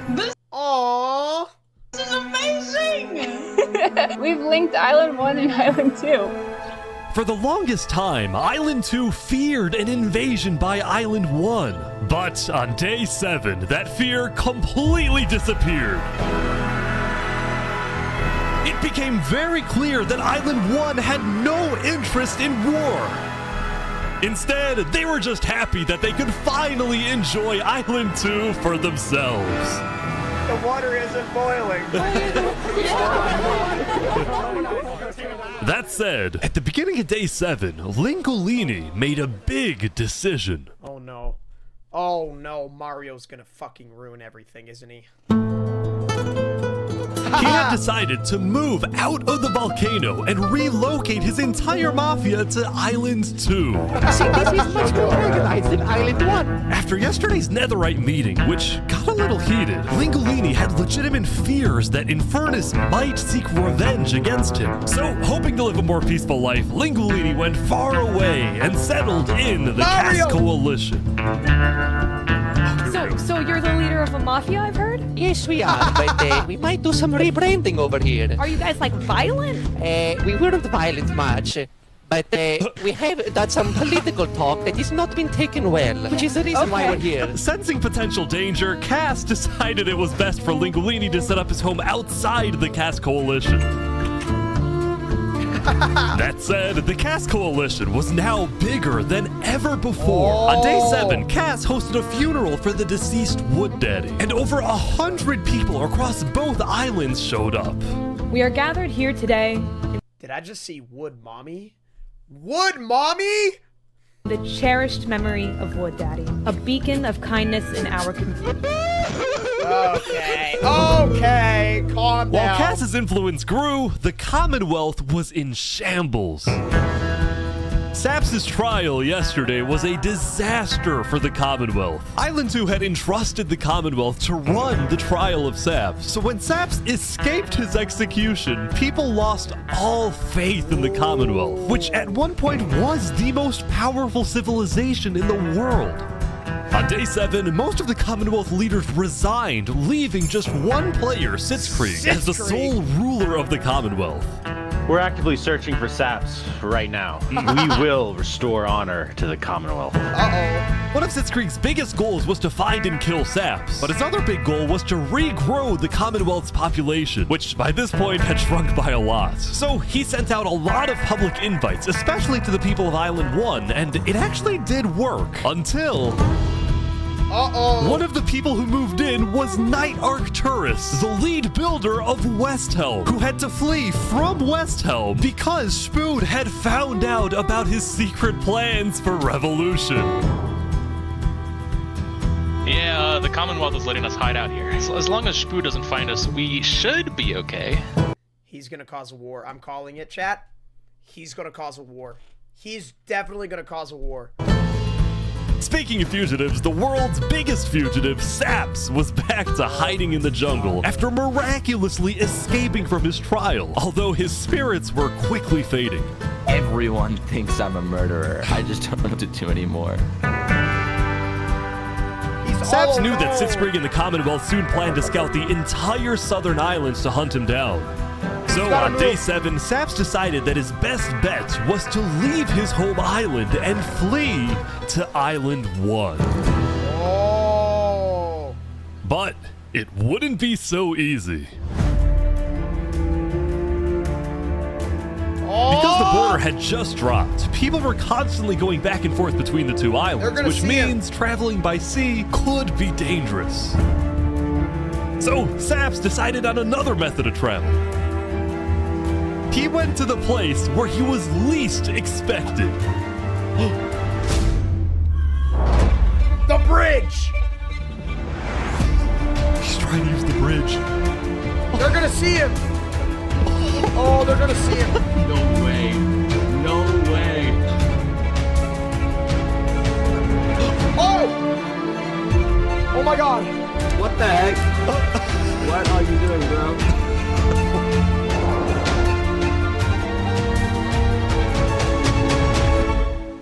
Island 1. Now, instead of chasing Saps, the Luminara builders instead retreated to inform everyone else that Saps was on his way to Island 1. Oh my god! Oh my god! Saps, meanwhile, quickly sailed the rest of the way to the other island, although what happened next was unexpected. Oh, there he is. Hey, buddy. Whoa. You scared the crap out of me. Am I allowed to touch this water? Yeah, right. Yeah, you know, it's good here. On the south side of the island, it's safe. It turns out earlier, Saps had reached out to a bunch of people on Island 1, offering them 2 stacks of diamonds if they give him a safe place to hide. And out of all people to accept his offer, it was Turntap, the leader of the Covenant, the most feared and militaristic civilization on Island 1. How was the trip? I ran across the giant bridge that Luminara is building, and like all of Luminara was there. It's actually crazy, bro. The Covenant is a lot stronger than I thought. Saps and Turntap finally arrived at the Covenant. Turntap immediately distributed Saps' diamonds to the Covenant army, but then, in a surprising move, he sent them out on a secret mission. Turntap had sent the Covenant hit squad to Island 2, but not to accomplish a goal for the Covenant per se, but actually upon the request of Infernus. Linguini betrayed us, humiliated us. He ruined our sacred land. Yesterday, I told you, chat. I told you the Fire Nation. I told you. I freaking told you that the Fire Nation was gonna ruin it. I told you the Fire Nation. Everything changed when the Fire Nation attacked. I told you. I fucking told you. Linguini had opened up the volcano for netherite mining, and as such, people from all across Island 1 had started mining in the volcano. And even though Linguini had now moved out of the volcano, Sinica felt that since people were already mining, she had no choice but to let them stay. She was not happy about what Linguini had done, and Sinica wanted revenge. Oh! They're killing the entire mafia. Another one down, baby! Now, the reason the Covenant was willing to do Seneca's bidding wasn't just because she let the mine for netherite before anyone else. But because as a civilization that values honor and loyalty, the Covenant didn't appreciate how Langolini so publicly betrayed Infernus. They found him. Hey, It's Mario. Bro, come on, Mario, get out of there. you don't ever thought about diplomacy? We could have had Island 1 at peace and world peace, and we still can, really. Oh, here they go. But over my grave, he will not be a part of it. Oh, they've got him. They've got him. No! Mario! Mario's gone.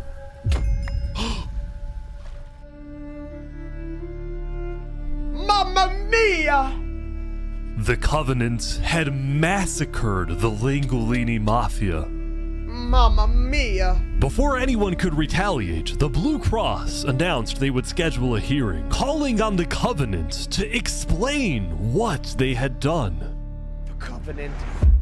Chat, it's the crap, bro. The cracks are forming, chat. The cracks are forming. Everything's about to fall. Everything's gonna descend into chaos.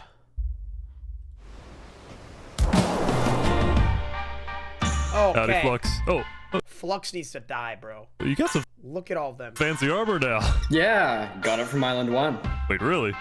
Earlier today, Flux and his crew had gotten their hands on a super rare armor trim by trading with the Covenant, who had picked up the armor trim from the Warden when it died.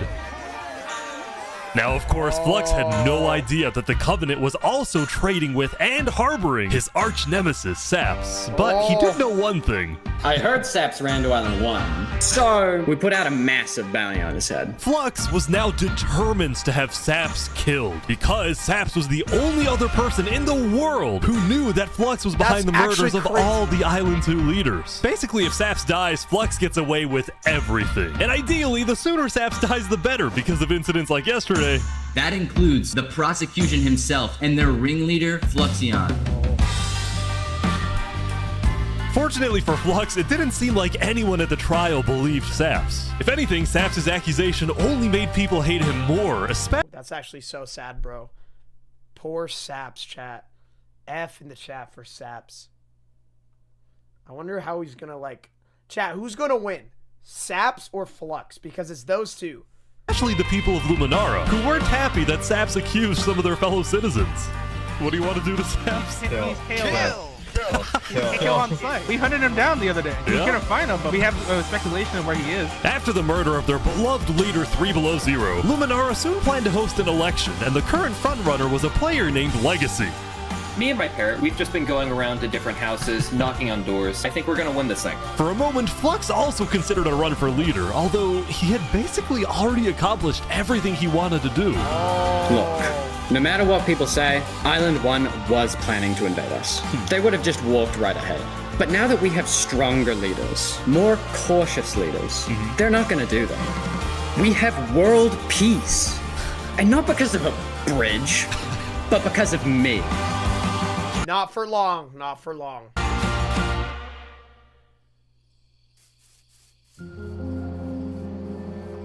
Since the beginning, Flux's philosophy was simple. You can never show kindness to your enemy if your enemy wishes to destroy you. If you build a bridge, they'll use it to invade you. If you offer them aid, they'll use it to kill you. This is why Flux believed it was necessary to eliminate the Island 2 leaders who wished to be kind. Oh no. But the cost of their deaths was devastating. The people of Tricolor still mourned Jofiel, building a massive statue to honor their deceased leader. We've just been trying to focus on restabilizing our nation. Obviously, the passing of Jofiel hit us pretty hard. Meanwhile, the people of Aperion had elected a new leader, but Aperion was never quite the same after the death of Who the heck Alkaline is Elk. Freshman 3327? The people of the Commonwealth were also in shambles, having a much smaller civilization than they started with. And even though there was some peace on Island 2, people didn't feel a sense of calm, but instead a sense of unease and revenge. They needed closure, and they were determined to kill the person who they believed murdered the leaders they loved. Who? Saps knew that it was only wasn't Saps! God, bro. Come on. a matter of time before someone hunts him down, or someone in the Covenant betrays him to collect the massive bounty on his head. So Saps made a last-ditch effort to try and get a strong ally for his cause. He asked Turntap to take him to the largest nation on Island 1. Spoon!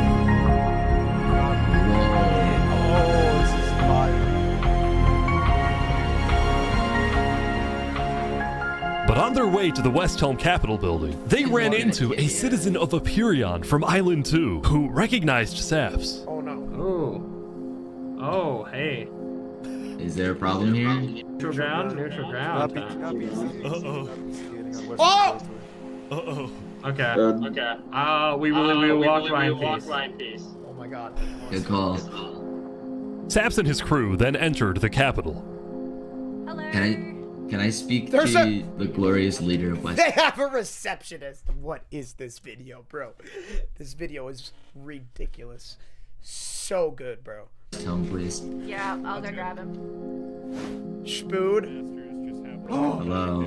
The Covenant leader brought me. Can we have a meeting? I'm not gonna lie, Saps. Yeah. You coming to me asking for a meeting after what happened last time, even if it wasn't to do with you. Listen, I just want to talk.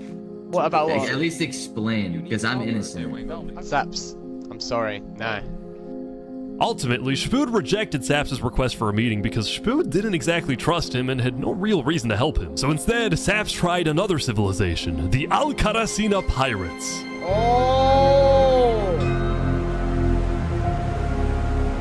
Bro, I feel so bad for Saps. Although when he arrived, things felt a little off. Now, since you're here, you have to drop all your gear. Oh, well, about that. Wherever you think is the safe option, at the end of the day, I don't want any Oh no! killed for something. No. But then, suddenly... Need to leave? Oh. Run, Saps! Run! Where's he going? Turntap had realized that the pirates were planning to kill Saps to collect the massive bounty on his head. God. So he told Saps to run. What's going on? 1 sec. You gotta go back to Covenant like immediately. We probably shouldn't have come out here. Now, on their way back to the Covenant, Turntap suddenly started acting suspicious himself. Bro, dude, that's so... Everyone is out to get Sap. That's so sad. He didn't even do anything. Dude, I feel so bad for him, chat. Poor guy, bro. Everybody's trying to kill him for the stacks. Are we safe? Is everything fine? What's going on? We need to go back to Covenant right now. You need to tell me what's going on or I'm not coming with you. Dude, either like you can handle this on your own or like just... Here, I'll explain to you on a sec. Just come on. It's hard to trust people right now, so I'm putting a lot of faith into you. He's gonna kill him. This is so suspicious. He's gonna kill As him. Saps ran, he pondered his choices. He's gonna Either kill he him. puts his life in the hands of Turntap, who may be wanting to kill him and collect the bounty for himself, or he runs away. Now. Run. Yeah. Okay, he ran away. Yeah, that's good. That's good.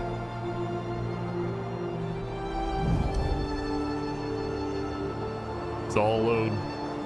That's so Saps sad, then climbed bro. the mountains of Island 1, escaping from the last remaining person he thought he could trust. They're all after him. He was now all alone in a world of people who hated him and wanted him dead. How is he gonna prove himself? Like, how do you even prove himself? Chat, like, literally everybody hates him. It's all because of Flux. They just want the reward. I know. Go to Infernus is a last ditch. He could try, but I feel like Infernus would kill him. The Fire Nation is not respectful.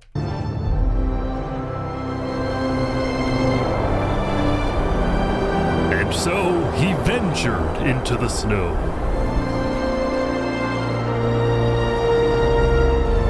And started collecting blocks. Saps, what are you doing? I can't trust anybody. Flux won. He completely won. There's just no point anymore.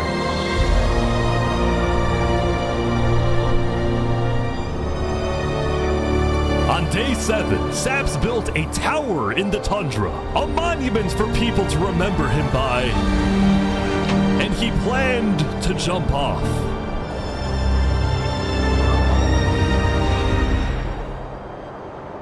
But he didn't. That's actually so If I sad. have to die, I'm gonna make sure he does too. Oh! Yes! Absolute cinema! Oh my god. Dude, he has to kill Flux. He has to kill him. Oh my god. Welcome everyone! Today we have 2 new prisoners who will fight to the death. What? Linnet, you are charged with the attempted murder of several innocent Westhelm farmers. Remy, you are charged with conspiracy to murder Westhelm food supplier Dino's Earth. Ready, set, fight! Oh. Remy! Here they go! Look at that swing! Wait, some guy jumped in! The heck? This is unreal! Dude, Remy killed him. Bro, this is not real. They built a whole ass Coliseum, dude. They built a whole entire Coliseum. He won!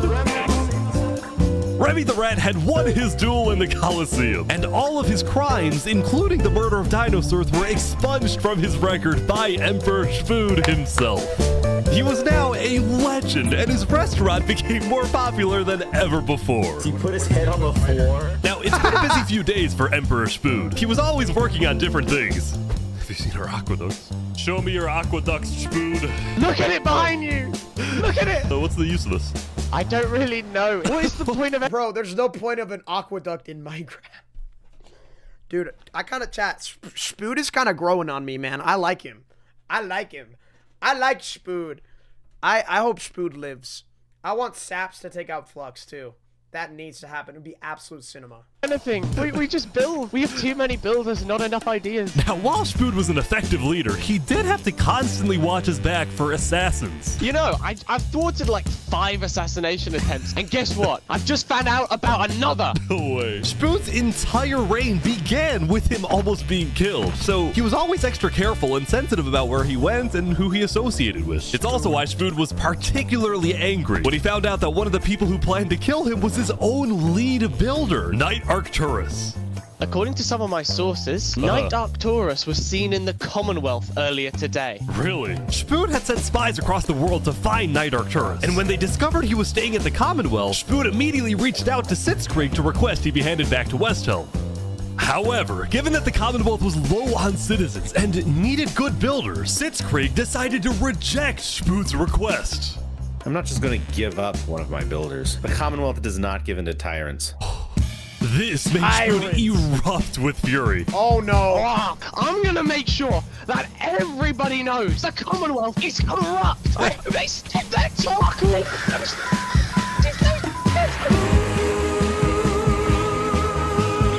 And so Spood went around telling everyone about how much he hates the Commonwealth. The cracks, chat. The cracks. They're forming.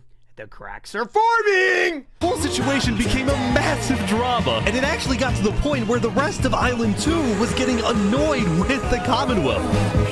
I don't get why the Commonwealth doesn't just hand him over. We don't need a war with Westhelm. Unlike the Commonwealth, Cass had a big population and she didn't care about losing citizens who were troublemakers. For example, earlier, one of her citizens, Addison27, had gone to Tricolor, dug into Jofiel's grave, and had stolen Jofiel's head. Hey Cass, I brought you a trophy. But instead of protecting him, Cass immediately banished Addison from the Cass Coalition and alerted Tricolor of his location, causing Addison to flee Island a grave robber? 2.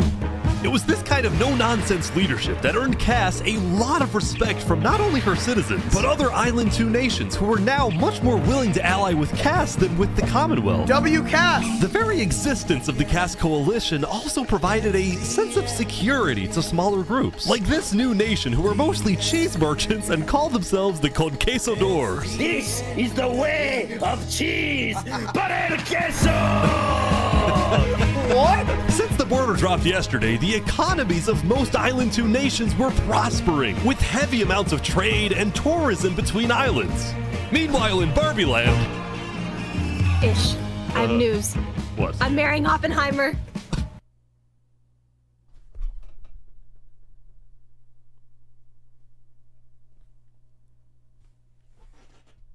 What? What? On day 8, the player Oppenheimer had marched into Barbie Land, but instead of destroying it with a nuke, he apparently liked it so much that he proposed to their leader. Ish, consider this your invitation to the Barbenheimer wedding. Thank you. In Luminara, meanwhile, the citizens were inventing new technologies. This is the power switch. It's 16 furnaces working together simultaneously, and it has a bunch of hopper minecarts on the inside distributing everything. As much as Luminara was finally starting to live up to its name as the light of Island 2, little did its citizens know among them was quietly living the world's most deadly group of terrorists. I'm thinking of running in the election tomorrow. Oh yeah? Legacy's pretty popular, but I'm not worried. While it seemed like each of the Island 2 nations had their own separate goals, they were all still united under one mission: to find and kill Saps. In fact, by day 8, Dude, where is Saps right now? Where is he? Also, it's crazy how different it is at this point in the video, and we're only on day 8. Like, at the beginning, we had the whole Commonwealth, and now everyone is just spread out. There's no more, like, togetherness, and I think it's gonna be the cause of bad things. Luminara had told all the other nations that Saps had fled to Island 1, and some nations were already preparing to send out hit squads later today. Oh, there he is. But Island 1, meanwhile, was currently dealing with a whole other political drama: the murder of Lingolini. I cannot conceive how we are being this civil about this. They came in, they found him in the hole, they drowned him in lava. This player, Vietnam, was one of the few remaining survivors in the Lingolini Mafia. Vietnam had escaped the Covenant's attack and wanted to get revenge against the Covenant, but was finding it surprisingly difficult to gather support.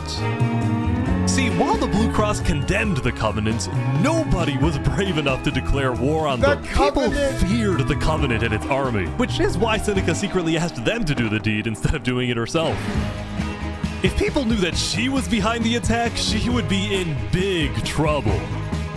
But for now, nobody would face any consequences for the massacre of the Lingolini Mafia. Bro. It's actually nuts. Going back to Westhelm, on day 8, Emperor Spood was really only thinking about one thing: how to get revenge against Knight Arcturus. After the Commonwealth rejected Spood's extradition request, Spood's initial reaction was to begin preparing for war. But what made him think twice was his belief that the Commonwealth was a massive nation with probably a big army. Spood also knew that declaring war could risk the entirety of Island 2 coming to the Commonwealth's defense, and that's gonna be the cause of the war, chat. Spood and all of his power hungriness is gonna be the cause of the war. I'm telling you right now. Also, I have to pee so bad. 1 second. Oh! Oh. Spood! Spood! Stop saying L-vape. Stop saying L-vape.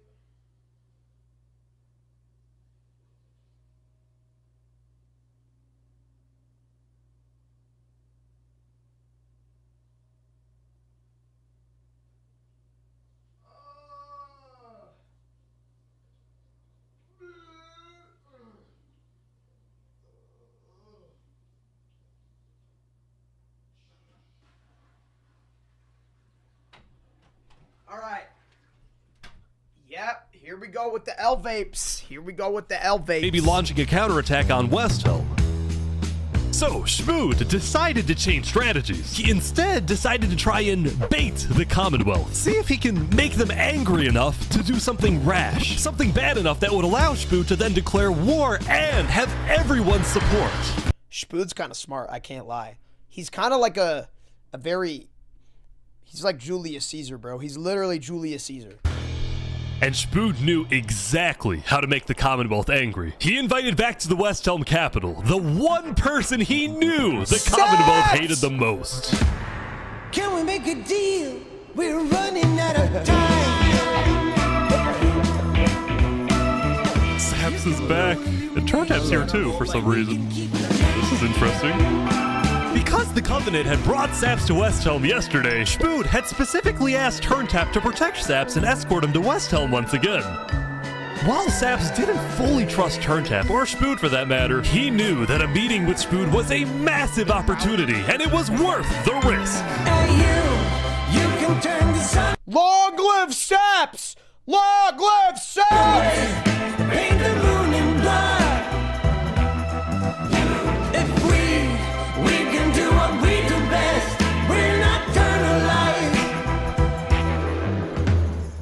Saps, you are the person that, to my knowledge, murdered all those people on Island 1.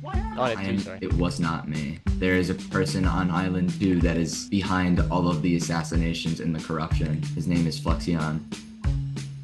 Emperor Spood was having trouble believing Saps, but he went along with it for now. Well, it seems like we both have gripes with Island 2. Spood then proceeded to tell Saps and the Covenant about his feud with the Commonwealth, and how he needed Island 1's support in case a war breaks out.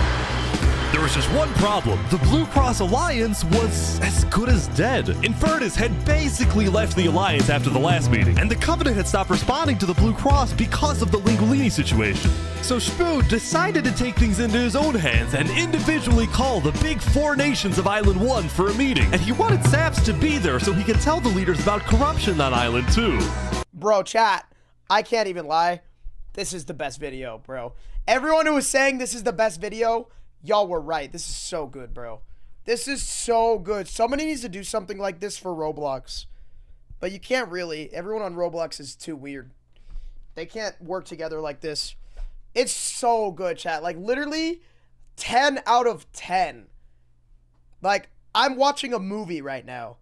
I'm literally watching a movie. Now, because of Saps' reputation, Seneca and Benji were hesitant. But as long as the meeting was in a wide open area without a roof, they decided they would go. Thank you, Shadow, for the 2. Oh, so you turned the sun away. How could you be so cruel? Ooh, hey. You wrapped the moon in ice. That's not nice. Not nice. To begin the meeting, Spood first had Saps tell his story. I have been put on trial and sentenced to death for a crime I did not commit. Spood's goal with this meeting was to convince all the leaders that Island 2 was a threat to Island 1. One of my right-hand men was murdered in cold blood by someone in association with the Commonwealth. It's one of the many injustices I've heard about on Island 2, and I want justice. Then, Turntap of the Covenant made his own statement. A few days ago, Covenant was approached by Luminara to speak of a potential trade agreement. Legacy AN approached me in regards to Flexion, the guy who Saps is claiming killed everyone, which I do believe. Whoa. Apparently, back when the Covenant traded armor trims with Flux, they had also done the same deal with Legacy. And Legacy had voiced concerns to Turntap about Flux's run for leader, including how Flux was demoted from second in command, and rumors that he's paying people diamonds to vote for him. This gave Saps and Spood's stories a little more credibility, which was crucial for getting everyone on board with Westhelm's military proposal, which was, if any nation from Island 2 attacks Island 1, then the entirety of Island 1 must strike back. If all leaders are in agreement to this, please say aye. Aye. Aye. Spood. This is for us a problem. Benji was hesitant to join any military alliance because Elysium was the nation of peace, and he knew that his people were opposed to any changes that threatened their peaceful lifestyle. Council might not agree. Do you believe if Saps was at the council meeting, would he potentially have the chance to convince them after telling his story? I think he might. Bro, I can't believe Saps actually got on their side. Bro, Saps was about to, like, end himself. But he had this crazy arc.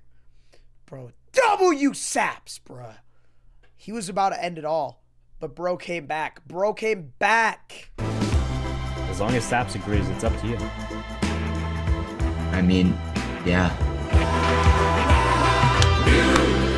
Saps and a few of the others then walked to Elysium on a mission to reunite Island 1.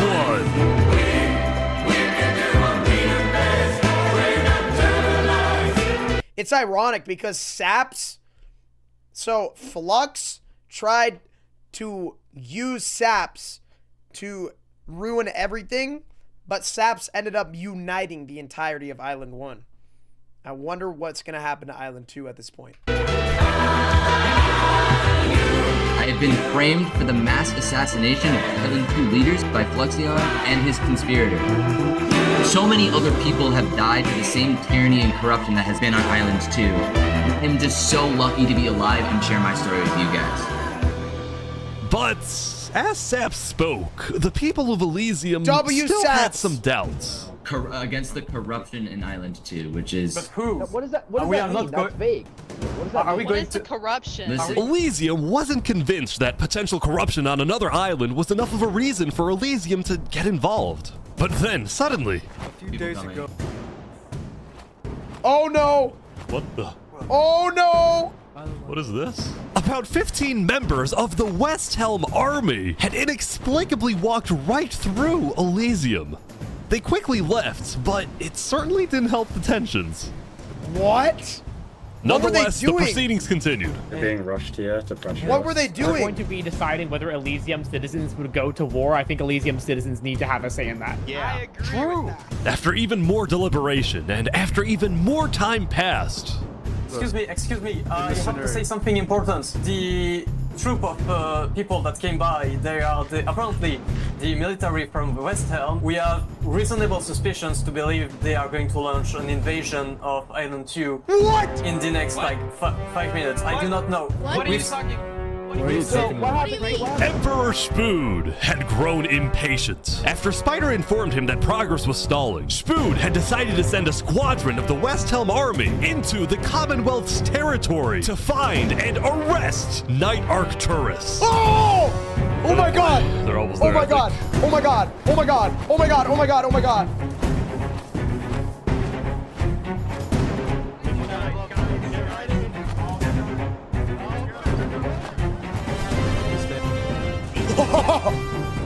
Hello, Ben.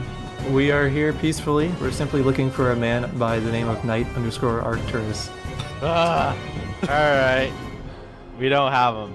We do not know where he's at. We have not seen him, nor have we heard from him. We don't have him. Where are they going? With their first plan failing, Westhelm went to plan B. Oh no. Shield wall. What the? Oh my god! There's a war! They're forming a shield wall outside. Everyone leave. We're getting out of here. Yeah. Everyone bail. The Westhelm squadron had successfully intimidated the Commonwealth leadership into fleeing their own nation. Westhelm then went around, searching every house, every mine, every crevice of the Commonwealth. But ultimately, Night Arcturus was nowhere to be found. Where is he?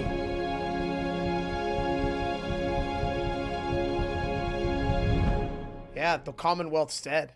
But meanwhile, at the Cass Coalition.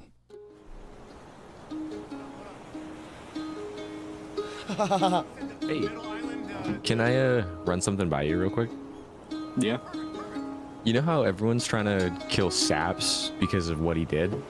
And then during his trial, he was all like, Luminara was behind this.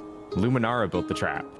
The leadership in Luminara helped me build the meeting area. That includes the prosecution himself, Thomas 5200, and their ringleader, Fluxion. Yeah. So, I was sailing past Saps' place a few days ago. God, this dude is digging. For what? Oh. You see that? You see that guy? Yeah. Isn't that Flux? Yeah, kind of looks like him. Yeah. What's he doing at Saps's place? And why is he gathering blocks? You gotta show Cass. Dude, they caught Flux. The downfall of Flux. Bro, chat, there's nothing I want to see more than Flux get utterly executed by everybody. That's all I want. Is that so much to ask? I want him dead. I want him dead! I want him to die! Down with Flux! Everyone say it. Down with Flux! Down with Flux. What do you think? Interesting.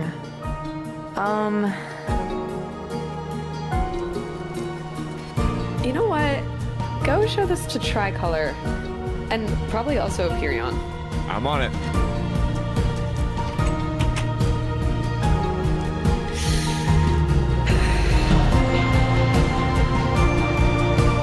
A citizen of the Cass Coalition had been reviewing his old video footage when he happened to notice Flux digging for sand, a prevalent material in Saps's roof. On its own, this wasn't the best evidence. But for some people, it did raise some questions. Yes! Sap's Arc! Sap's Arc is coming.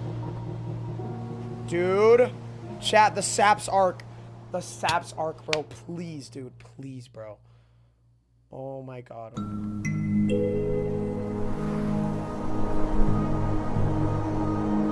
Yesterday, Saps had spent the day getting brought into meetings with the most important people on Island 1, and he didn't really know what to make of this. In one sense, he was incredibly lucky to finally have some support. But he also questioned how real this support is and who he can really trust. See, Saps knew that the Covenant generally did not like the people of Island 2. The Covenant believed that Island 1 was the supreme island with better culture, customs, and traditions. They were also known to be ruthless, having massacred the entire Lingolini Mafia.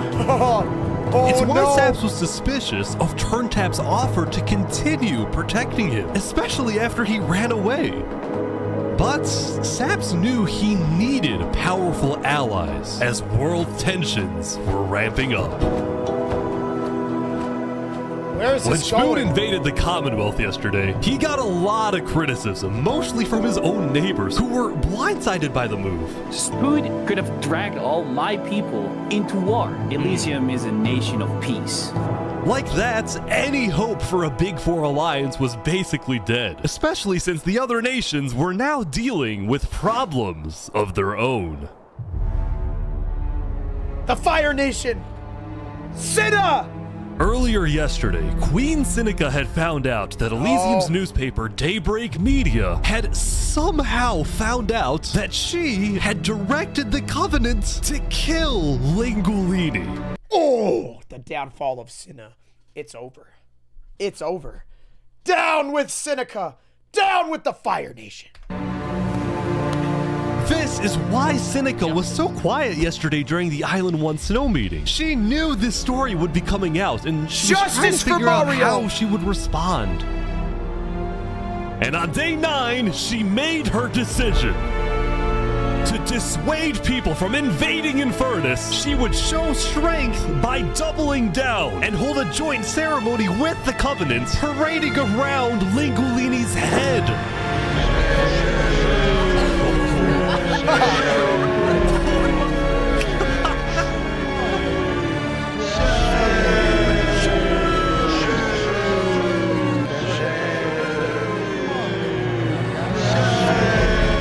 Let this be a lesson. Shame to those who disrespect our volcano.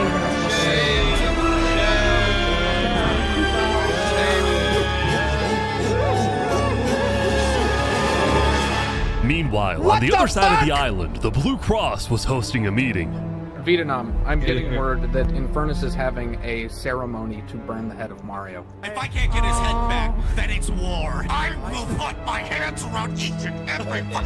The leaders and representatives then decided that Infernus needed to be punished, and they started discussing whether or not to declare war. But then, not even a minute into the discussion... If everyone is against them, then we are not going to... Benji's dead! Benji's dead! What? Benji, the leader of Elysium, had suddenly died. Oh no. And before anyone could even ask about what happened, a member of Daybreak Media made a shocking revelation. We know that Benji had been one of the people who made the call to kill Lingolini. What? Apparently, Benji had admitted to Daybreak Media that he, alongside Infernus, had approved the killing of Lingolini. Why? At the time, Benji believed that killing Lingolini would finally resolve the conflict over the volcano and bring peace to the island. But he ended up seriously regretting this decision, so he told Daybreak Media everything, exposed Infernus, and then ended his life.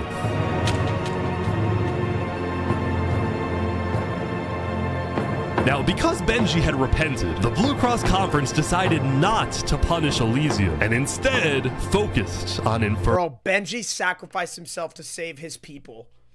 That's absolute cinema.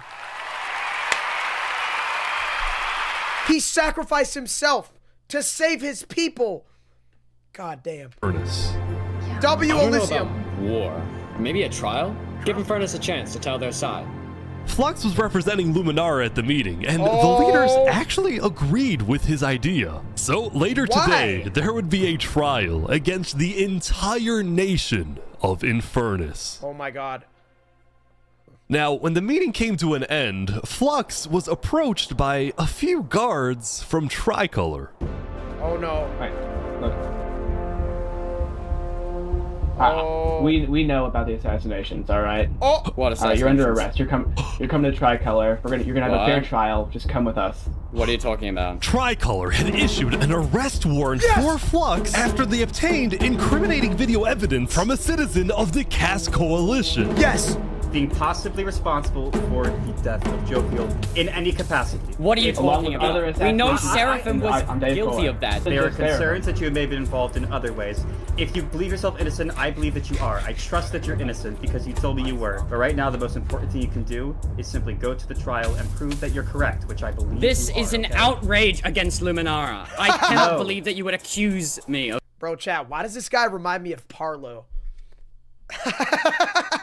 I don't know why. He sounds exactly like him. Now, the truth was, Tricolor wasn't necessarily convinced that Flux was guilty. They just wanted Flux to go to trial so that he could answer their questions about the videotape. Why didn't you not bring this up beforehand? So if you were guilty, run away. You're seriously scared that I'm going to run away from a trial? You agree after what happened with the Commonwealth, we can never be too careful about stuff like that. We're both Fine, I will go, but this is an outrage. All right, let's go. We're gonna remember this. We will not stand for this. Flux is getting arrested by Tricolor.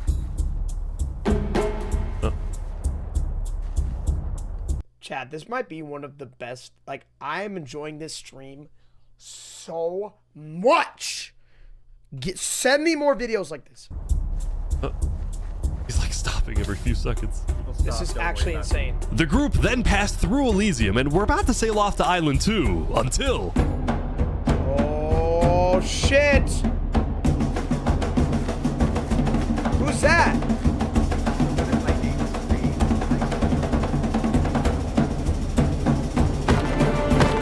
Oh, hey, what is this? Yes!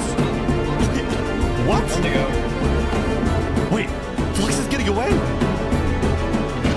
It turned out Flux had secretly told a member of his own crew to come and attack him so that he could run away from his arrest without looking guilty. He's literally an evil genius. He is literally an evil genius, bro. He's so smart. Absolute cinema.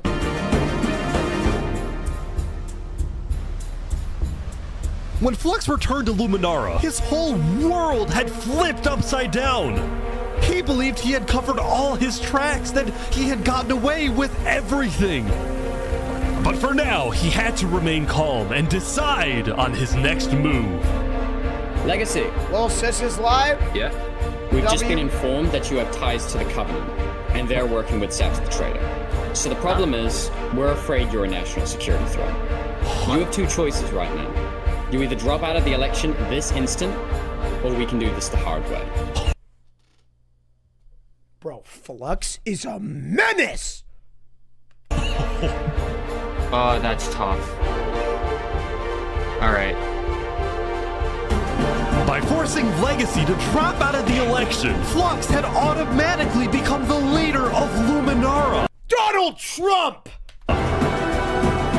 Which means if Tricolor still wanted to arrest him, they wouldn't be able to just walk ahead and take him. They would have to invade Luminara itself.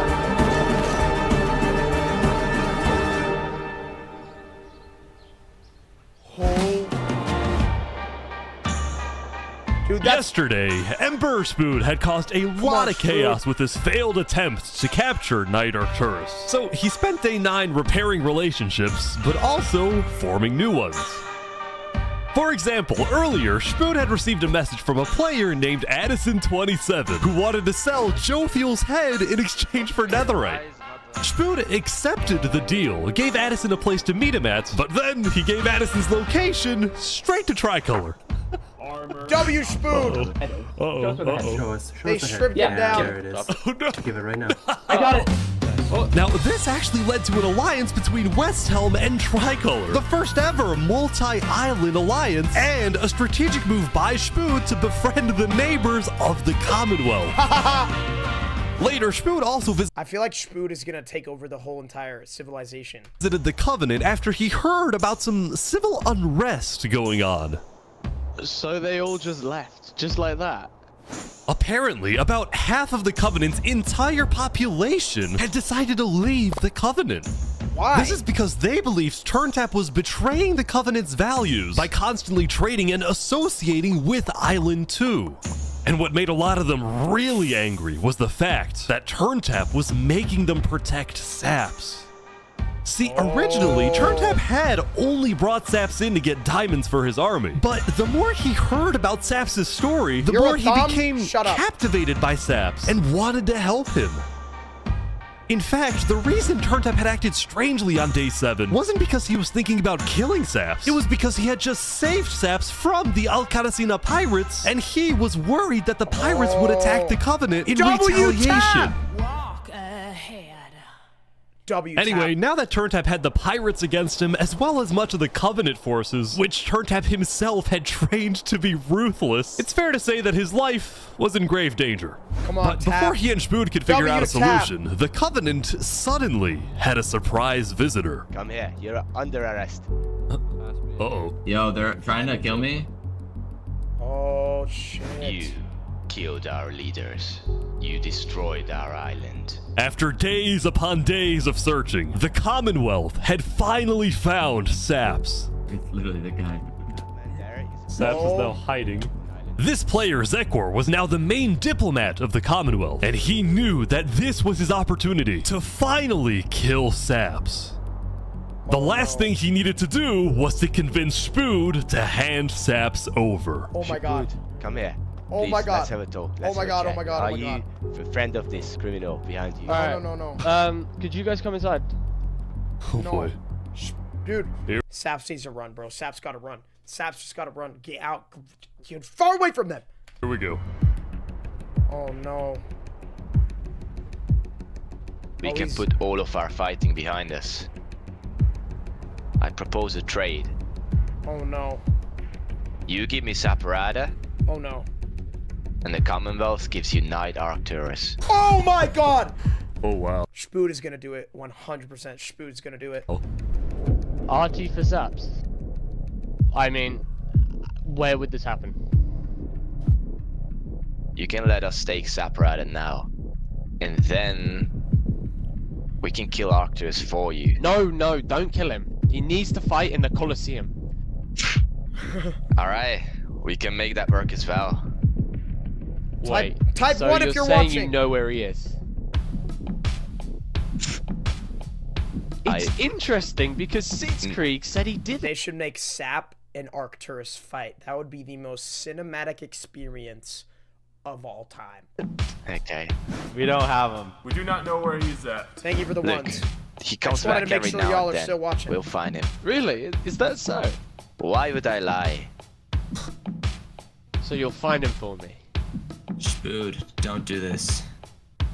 Look, Spood, I have to be honest. I'm shocked that you're defending this criminal. Oh my god. Either you accept this deal right now, or I tell everyone from back home that you're harboring Saparade. They'll all declare war on you, and this will be the end of Westhelm. No. Spood! Come on, Spood. Do the right thing. So, just to make the terms of this deal very clear, because I want to be accurate, you expect me to give up an innocent man in exchange for a terrorist? Is that really He's not innocent. W Spood! W Spood! W Spood! Guys, I know my sister is lying. I'll look at it after this. Get out. Now. W Spood! Spood is such a Chad, bro. Spood has balls of steel. Bro, I'm telling you, Spood has the biggest balls of anyone in this. Like, god damn, Spood. God bless you. W Spood. Absolute cinema.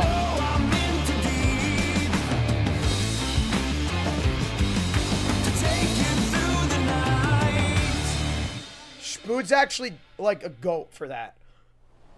God. Soon, it would be time for the trial of Infernus, which had become a very anticipated event because Seneca had told everyone that she actually planned to attend.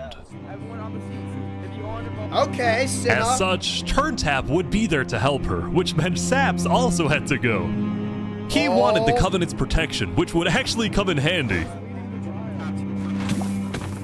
What? Sap's getting attacked.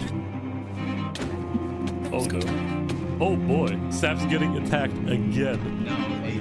The attacker was taken out immediately by the Covenant, but this led to another problem. We need to know whether we should keep Infernus in the area. We are worried about assassinations. We're not going in a building, we're having this outside. Seneca and the rest of Infernus had arrived, but were Oh my god, dude, this is actually crazy. This is not real, bro. This is so awesome. refusing to enter the courthouse because of safety concerns. Infernus is Thank you for the $10, Mr. Ratman. I'm doing great. saying outside or nothing. They're not going in. Oh my And as God. expected, people were quickly becoming impatient. I have to stand here for 5 more minutes. I'm gonna pull all my hair out. Come inside. These people don't have the ability to come in this building. The trial hadn't even begun and things were already out of control, and then... Someone's setting up dripstone. No! No! Sap! How did they not notice that? What are your predictions for the end? Bro, they're gonna kill Sap, and all hell is going to break loose. The islands are going to fall into chaos. By the way, Ish, this is the best thing I have ever seen in my life. Chat, did he die or did he avoid it? I like potatoes. Thank you for the $10, Mr. Ratman. Chat, nah. Saps never dies. Oh!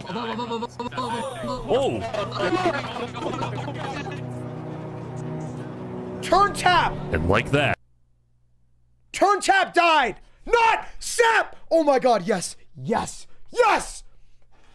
Turntap was dead, killed by two disgruntled former citizens of the Covenant who had come back for revenge. Run! They're trying to kill us. Burn us back to the castle. Queen Seneca directed her people and all the remaining Covenant forces, who were now leaderless, to retreat to the Infernus Castle. L Fire Nation, bro. Down with the Fire Nation! Dude, where are the waterbenders, bro? We gotta take her out. We have to take her out, bro. She is going to be the cause, chat. I'm telling you. We're gearing up for a war. All right? We're gearing up for a world war. There's no more togetherness, bro. The island is in chaos. And it's about to get worse.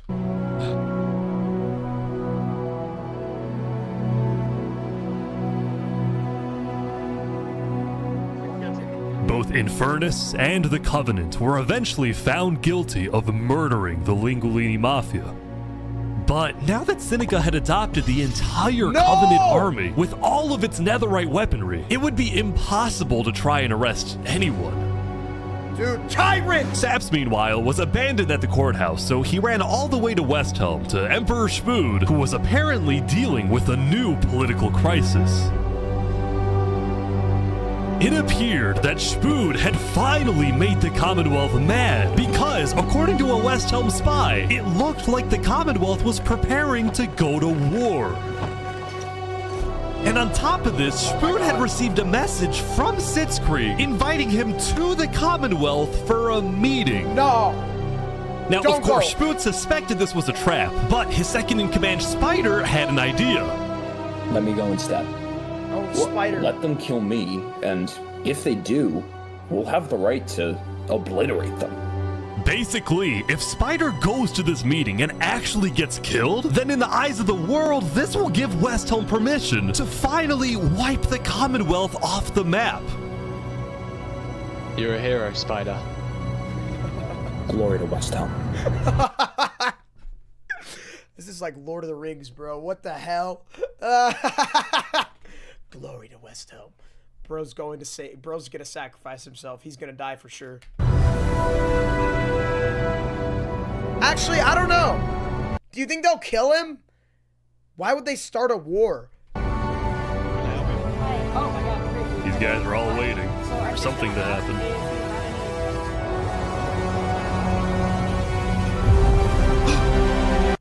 They did kill him. Oh my god. This is it. Spider!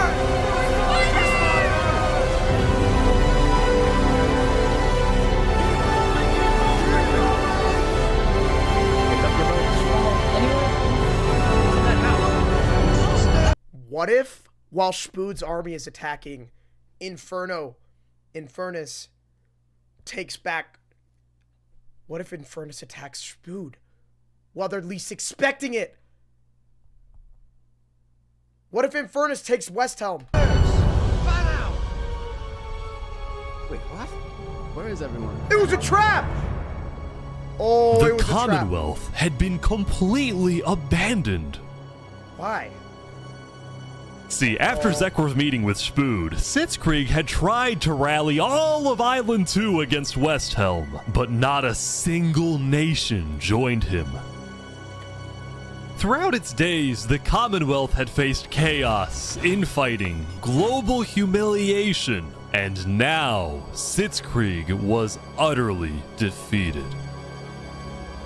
So, as a final jab against Westhelm, Sitzkrieg decided to kill Spider before dissolving the Commonwealth once and for all. Sitzkrieg and his remaining citizens then decided to pack up and relocate to the one place in the world that Westhelm wouldn't be able to infiltrate. Cass! Cass!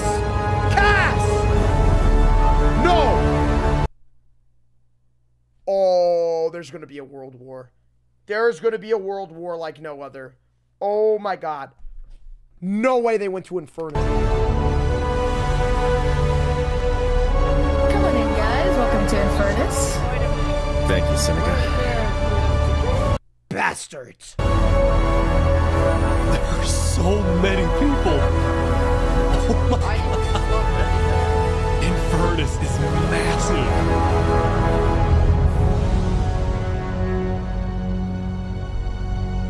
It's too big. It's too big. It's too big. It's too big. There's gonna be problems. Come on. Dude, the Cass Coalition has to... Meanwhile, at the Cass Coalition, it was the end of another good day. The farmers had Stop produced spamming! plentiful crops, the businesses had made lots of sales, and there was even a birthday party. But while her people were happy, Cass knew very well that the outside world was quickly growing out of control. As leader, it was Cass's duty to keep track of all the world conflicts, but by day 9, they were simply overwhelming. She watched from afar as the Commonwealth fell apart. She watched as world leaders died left and right. She watched Infernus avoid justice by blocking themselves off, with netherite at their defense, as well as the Volcano's sheer height.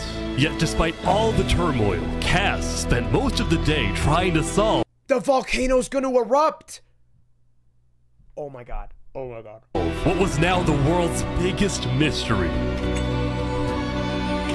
Who had really murdered all the Island 2 leaders?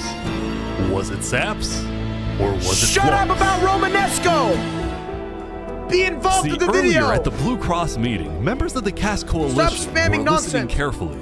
Covenant was propagating anti-Island 2 propaganda, which is ridiculous. Yeah, we didn't agree with that. Island 1 never had beef with you guys. It was really just a covenant.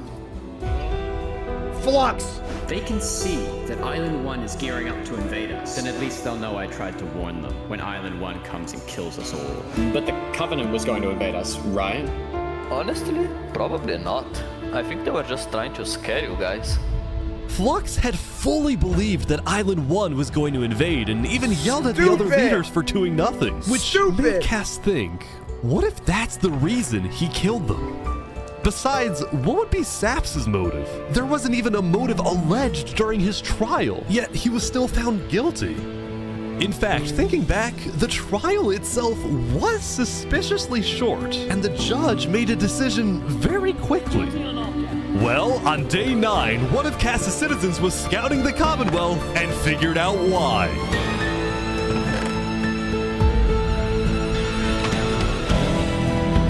Flux had bribed the judge to ensure Saps was found guilty. Bastard! You son of a bitch! Oh my god! When Cass discovered this, she immediately called for a meeting with local leaders. It's been Flux this whole time. I'm so mad. He needs to die. I never thought I'd say this, but you have my permission to invade Luminara. Okay, I'll tell my guys to prepare for battle. No, there won't be a battle. We go in, we take him out, we leave. Got it? Sounds good. See? All right, first thing tomorrow.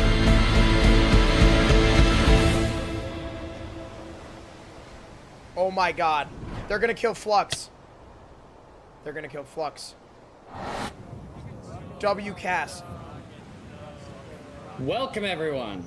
Welcome. Shut up. We gather here today because, well, we never got the opportunity to properly mourn our previous leader, Three Below. What's going on here? He was more than just a Luminaran, he was a friend. And I'm very much excited that we can continue his legacy and complete the bridge. This little manipulator. Oh my god. Which he would have wanted.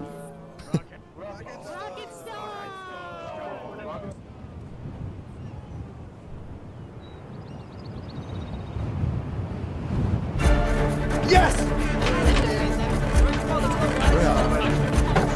All right, let's go, let's go. And so, the Cass Coalition set off on their mission to kill Flux once and for all. On the way, Cass stopped at Aperion to rally their people. We've found the person responsible for the multiple leader assassinations, including the assassination of your own president. Are we ready to fight for Luminara and for justice? The plan was simple. Aperion would invade Luminara from the south, while the Cass Coalition approaches from the sea so that Flux can't escape.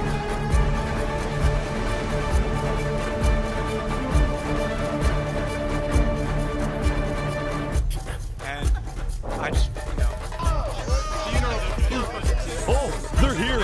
They're here! Oh, look. Flux! Flux is running. Oh! They're him. They're after him. Huh? Surrender, Flux! I don't want to do this! Oh. Okay, wait, surrender! Okay, surrender. Surrender. I'm not moving, I'm not moving! Flux, you are under arrest for killing Jag, Alki, members of Tricolor, and leader of Commonwealth. This is an outrage! And attempting my Bro, he's literally Parlo. He's literally Parlo, bro. assassination. Hey, stop! Flux had stopped and surrendered, but there was a bit of confusion. He's entitled to a fair trial. Wait, I thought it was on side. He's our president. They're trying to arrest our president. Going in, Cass had been under the impression that the people of Luminara wanted Flux to be overthrown, when in reality, most Luminarans knew nothing about his crimes. Don't speaking to a mass murderer right now. Don't let him get through the crowds, guys. Where's Legacy? Luminarans, do you want this man alive? Yeah, entitled to a fair trial. Oh, come on. All of a sudden, Cass wasn't sure about what to do. Until... Oh, he's running! He's running!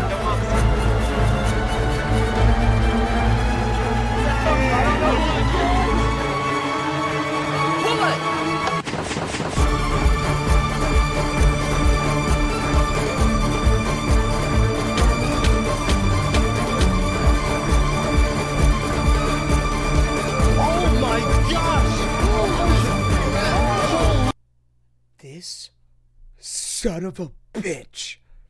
He's such a clever little demon. He's such a little shit. Oh my god. He's impossible to catch. Oh my god. He's actually the killer. Flux had killed 5 people using a secret trap he had built the day before. This bought him just enough time to escape. You block up behind. That said, Flux knew there'd be a lot of people after him, so when he dug to the surface, he ran straight to the ocean and fled Island 2. Still, Cass and Aperion sent out hit squads to try and hunt Flux down, while Legacy directed the citizens of Luminara to evacuate. I gotta move all of these people over to the Conquistador HQ because no one is safe in Luminara. Like that, Legacy had taken over as leader of Luminara. Cass and Aperion were down 5 citizens, and Flux had gotten away with everything once again. Holy crap. Is this the last day? Or so he thought. No, we have one more day after this. Oh my god. Dude, that's actually nuts. Oh my god. I'm so confused on what's happening right Oh my god! Oh my god. Oh my god. Oh my god. Oh my god! When Flux's trap went off, the rest of the world had a lot of questions. Was that in Luminara? That was Flux? Wait, Flux killed those people? Yeah. On day 10, word began to spread about what had happened. That was Flux's trap? Yeah, Flux built that trap. Which made people think, was Flux behind the murders of the Island 2 leaders after all? Dude, I think Flux was behind everything. Shaps was right. Suddenly, the world realized that Saps had been telling the truth. Yeah! The Daily Break. Thank you, Brady. Finally, I'm so happy. For the first time since he had gone into hiding, Saps had been vindicated, proven innocent, and the world was finally on his side.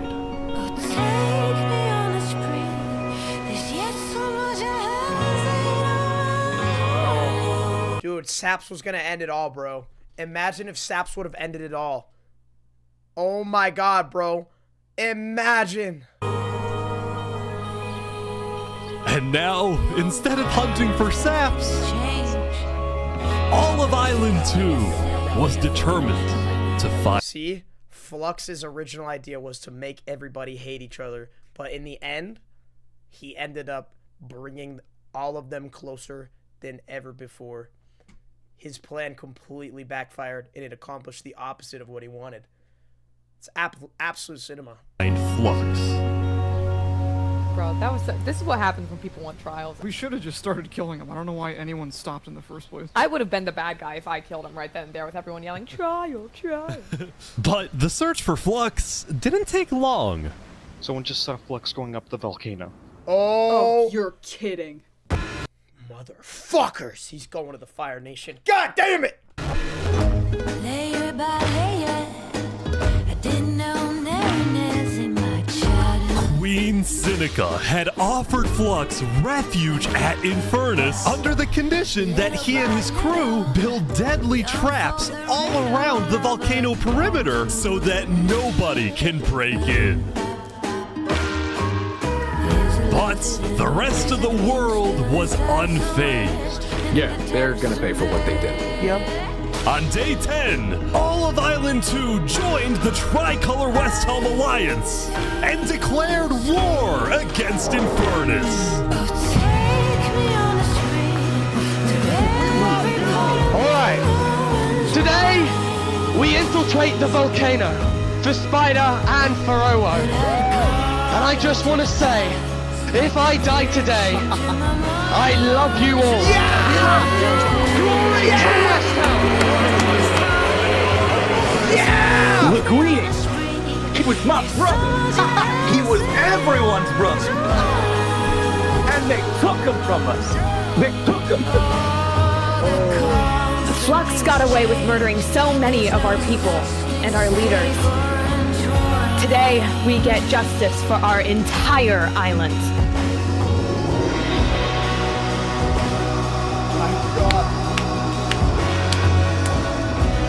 Okay, vamos, amigos, vamos! Alright, everyone in. I'll meet you at the Coliseum. Oh my god.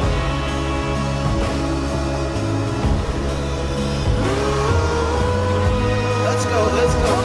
Alright, let's go everyone!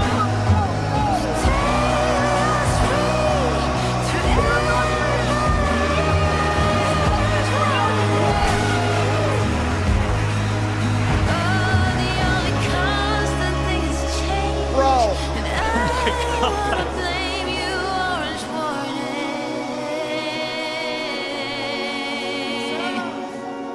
A few days ago, my home was turned into a death trap behind my back.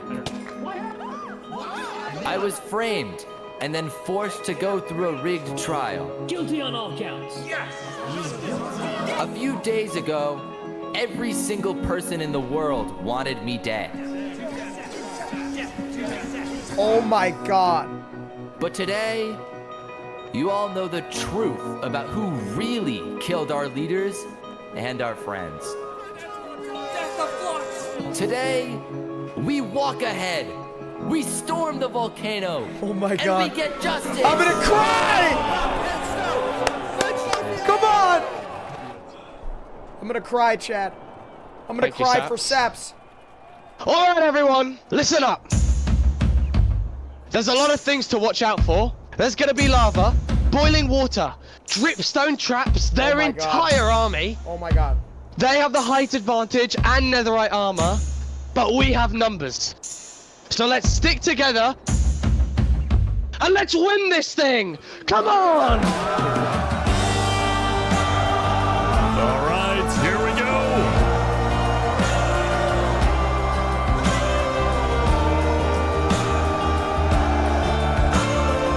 There's so many people.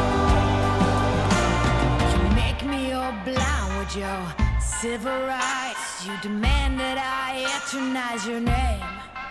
Walk ahead. This is gonna be the greatest battle of all time. Oh my I think there might be a problem. It's okay, it's good, it's good, it's good. Oh my god. I take the final war! Living by the rules to which high school blues. Walk ahead. Oh my god. Oh my god. Cannons keep provoking. How are they gonna get up there? Blood red sun starts choking.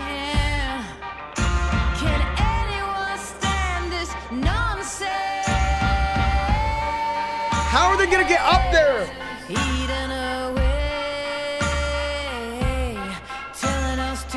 To stop and obey.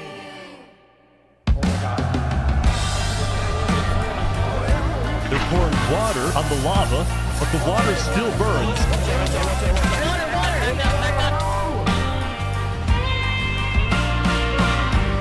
Okay, send out the covenant now, right now. Go, go, go, go, go. Oh, big fighting on the ground right now. Covenant is attacking from behind. Keep going! Rats can shine. Jokers got silver lining. Holy Mary sings songs in the wet rain. Walking ahead. Shield up! This is insane. This is so crazy. This is like the battle for Helm's Deep in Lord of the Rings. This is the craziest goddamn. Oh my god! Now every new day is a new firearm to my teeth. It's just chaos on the ground as well. It's the Covenant. Someone show me someone living a desire. Oh my god. Get down off our mountain.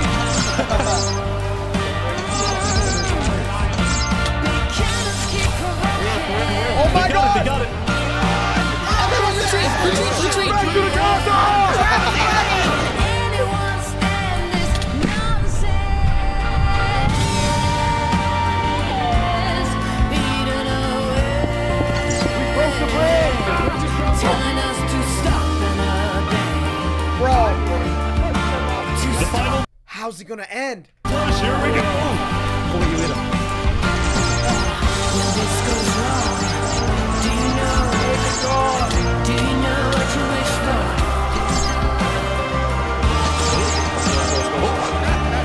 They're in.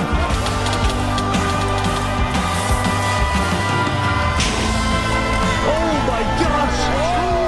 Whoa. Look out for the hole! I'll jump in the hole with you guys. Let's throw way up. Come on! We found him!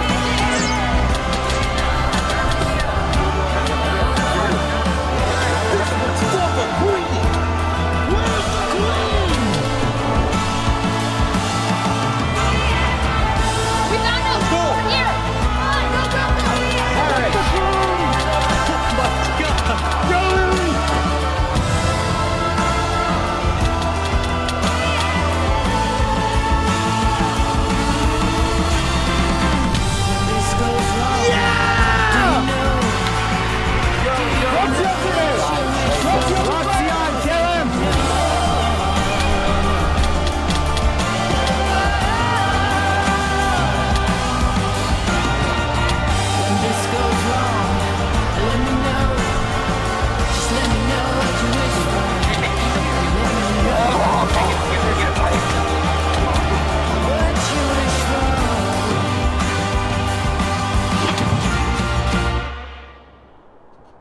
Did he die? No way he got away, bro. No way he... No way.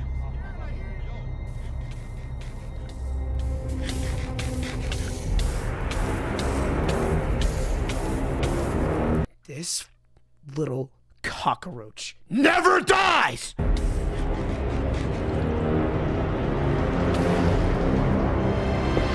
No. Surely not. No!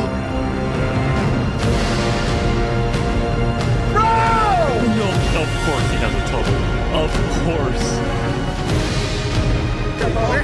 Where was he? I saw him! You're gonna kill him! Run away!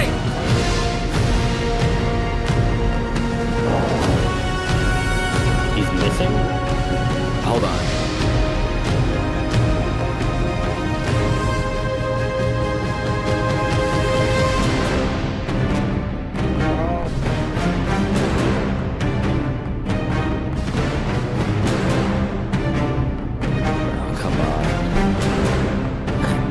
Alright guys, let's go.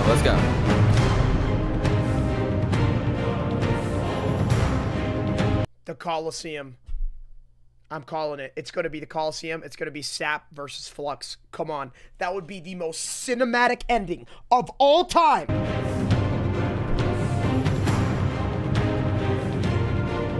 on.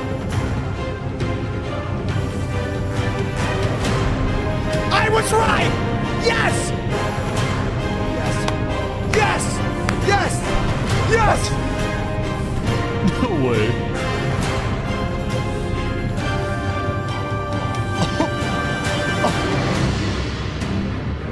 Oh my god. Oh my god. Oh my god. Oh my god.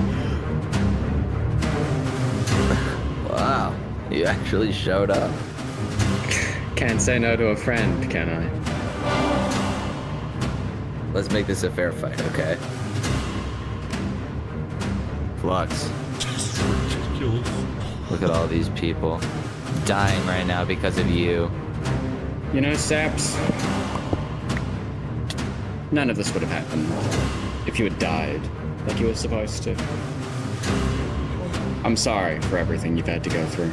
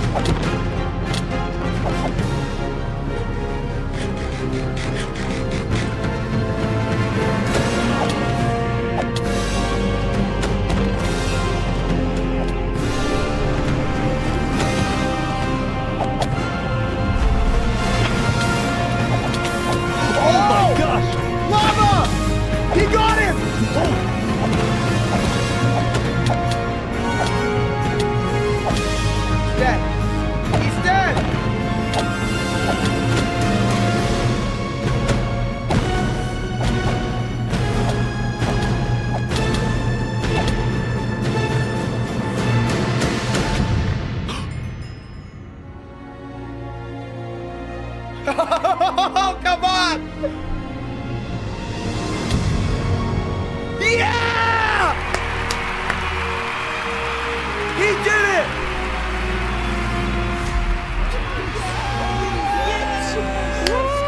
Oh my Absolute cinema!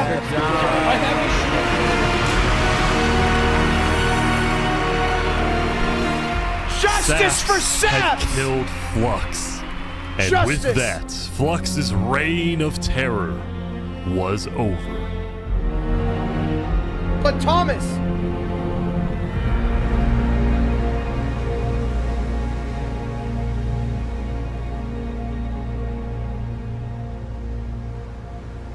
Thomas is getting away. But what about Thomas? Burn in the nether flux, that's crazy. Days later. Today, we gather to honor the lives lost in the Battle of Infernus. So sad. Since then, I think we haven't felt the same. I know I certainly don't. The Island 2 Westhelm Alliance had defeated the Infernus forces. But winning had come at a high cost.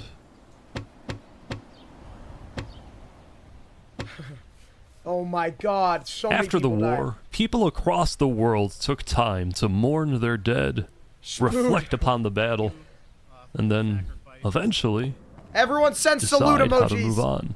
Rip to the fallen allies. But what about Thomas?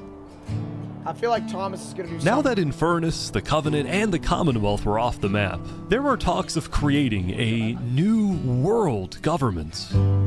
But ultimately, it never really materialized, and all the remaining nations just agreed to do their own thing and have peace. In the corner of the Island 1 had taken the brunt of the war. Crops trampled, the big tree scorched, the volcano ravaged. As a result, people across Island 1 struggled after the war. But I meant dead. Some of them joined cults, while others moved to Island 2 in search of a better life. Elysium was fine though. Instead of going to war on day 10, the Nation of Peace had decided to hold a peace festival. And on their shore was something new. A bridge stemming all the way from Luminara. The Luminara Bridge. And so everybody lived on in peace, including Saps, who at long last had returned to Island 2. Those are bringing back memories. Still, the world wasn't totally conflict-free. The Cask Coalition Bakery was yet to be exposed for causing the death of Wood Daddy. And Knight Arcturus was still in hiding, yet to be found by Westhelm. It's a big world, so it's not a surprise that many stories like these may just never end. But I think there's some beauty in that.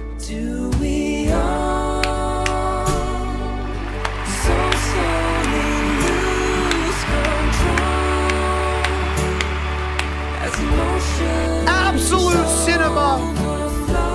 Yeah, we still have some work to do. We will catch that traitor. But tonight you can rest. You've made your emperor very proud. Jury, you have heard all of the evidence. If you find Thomas 5200 guilty of aiding Fluxion with his reign of terror, jump now.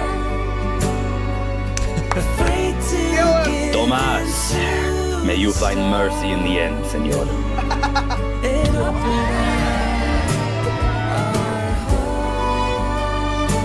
When we first met, I ran away screaming from you because I thought you were gonna blow up my nation and kill all my citizens. But after we talked a little bit for like 5 minutes, I realized you could blow up my nation and kill all my citizens. But that doesn't mean you will. Barbie, do you take Oppenheimer to be your one and only kid? I do. Oppenheimer, same thing. I do. Now, at this time, Barbie and Oppenheimer have requested that instead of rings, they will both exchange something slightly different. If you would please turn your attention to the nuclear bomb that's behind us. 3, 2, 1.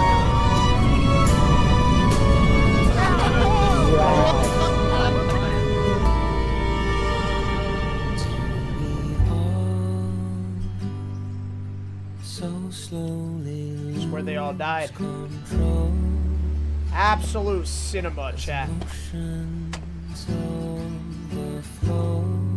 Goodbye, friend. Falling into the unknown. Or do we all guard our small, fragile hearts as we softly break it apart, afraid to give in to the storm? Absolute cinema! That was the most incredible thing I've ever seen in my life, chat. Oh my God.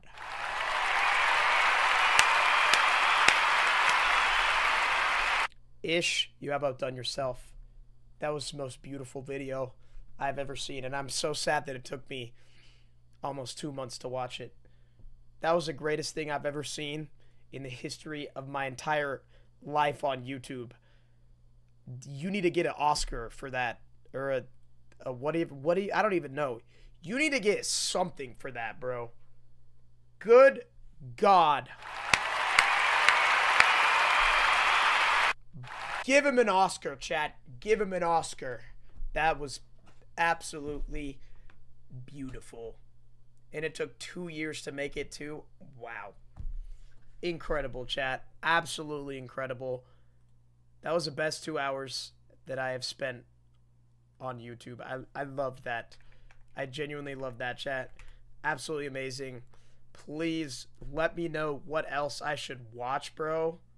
Like, that was just ridiculous, guys. Such a great video, bro. So great. I loved it. Loved it so much. W-ish in the chat. Shout out to Ish. Go subscribe to him, guys. Go watch all of his videos. That was incredible. I will see you all tomorrow. I hope you guys have a great night. Seriously, so freaking good. W-ish, bro. We do need a part 2. Wow. I'm still just in shock of what I saw. Seriously though, W-ish, bro. That was awesome. It really was. It really was. All right. I will see you all later. Have a beautiful day. Good night. And make sure to go subscribe to Ish. Love you guys. See you tomorrow, chat.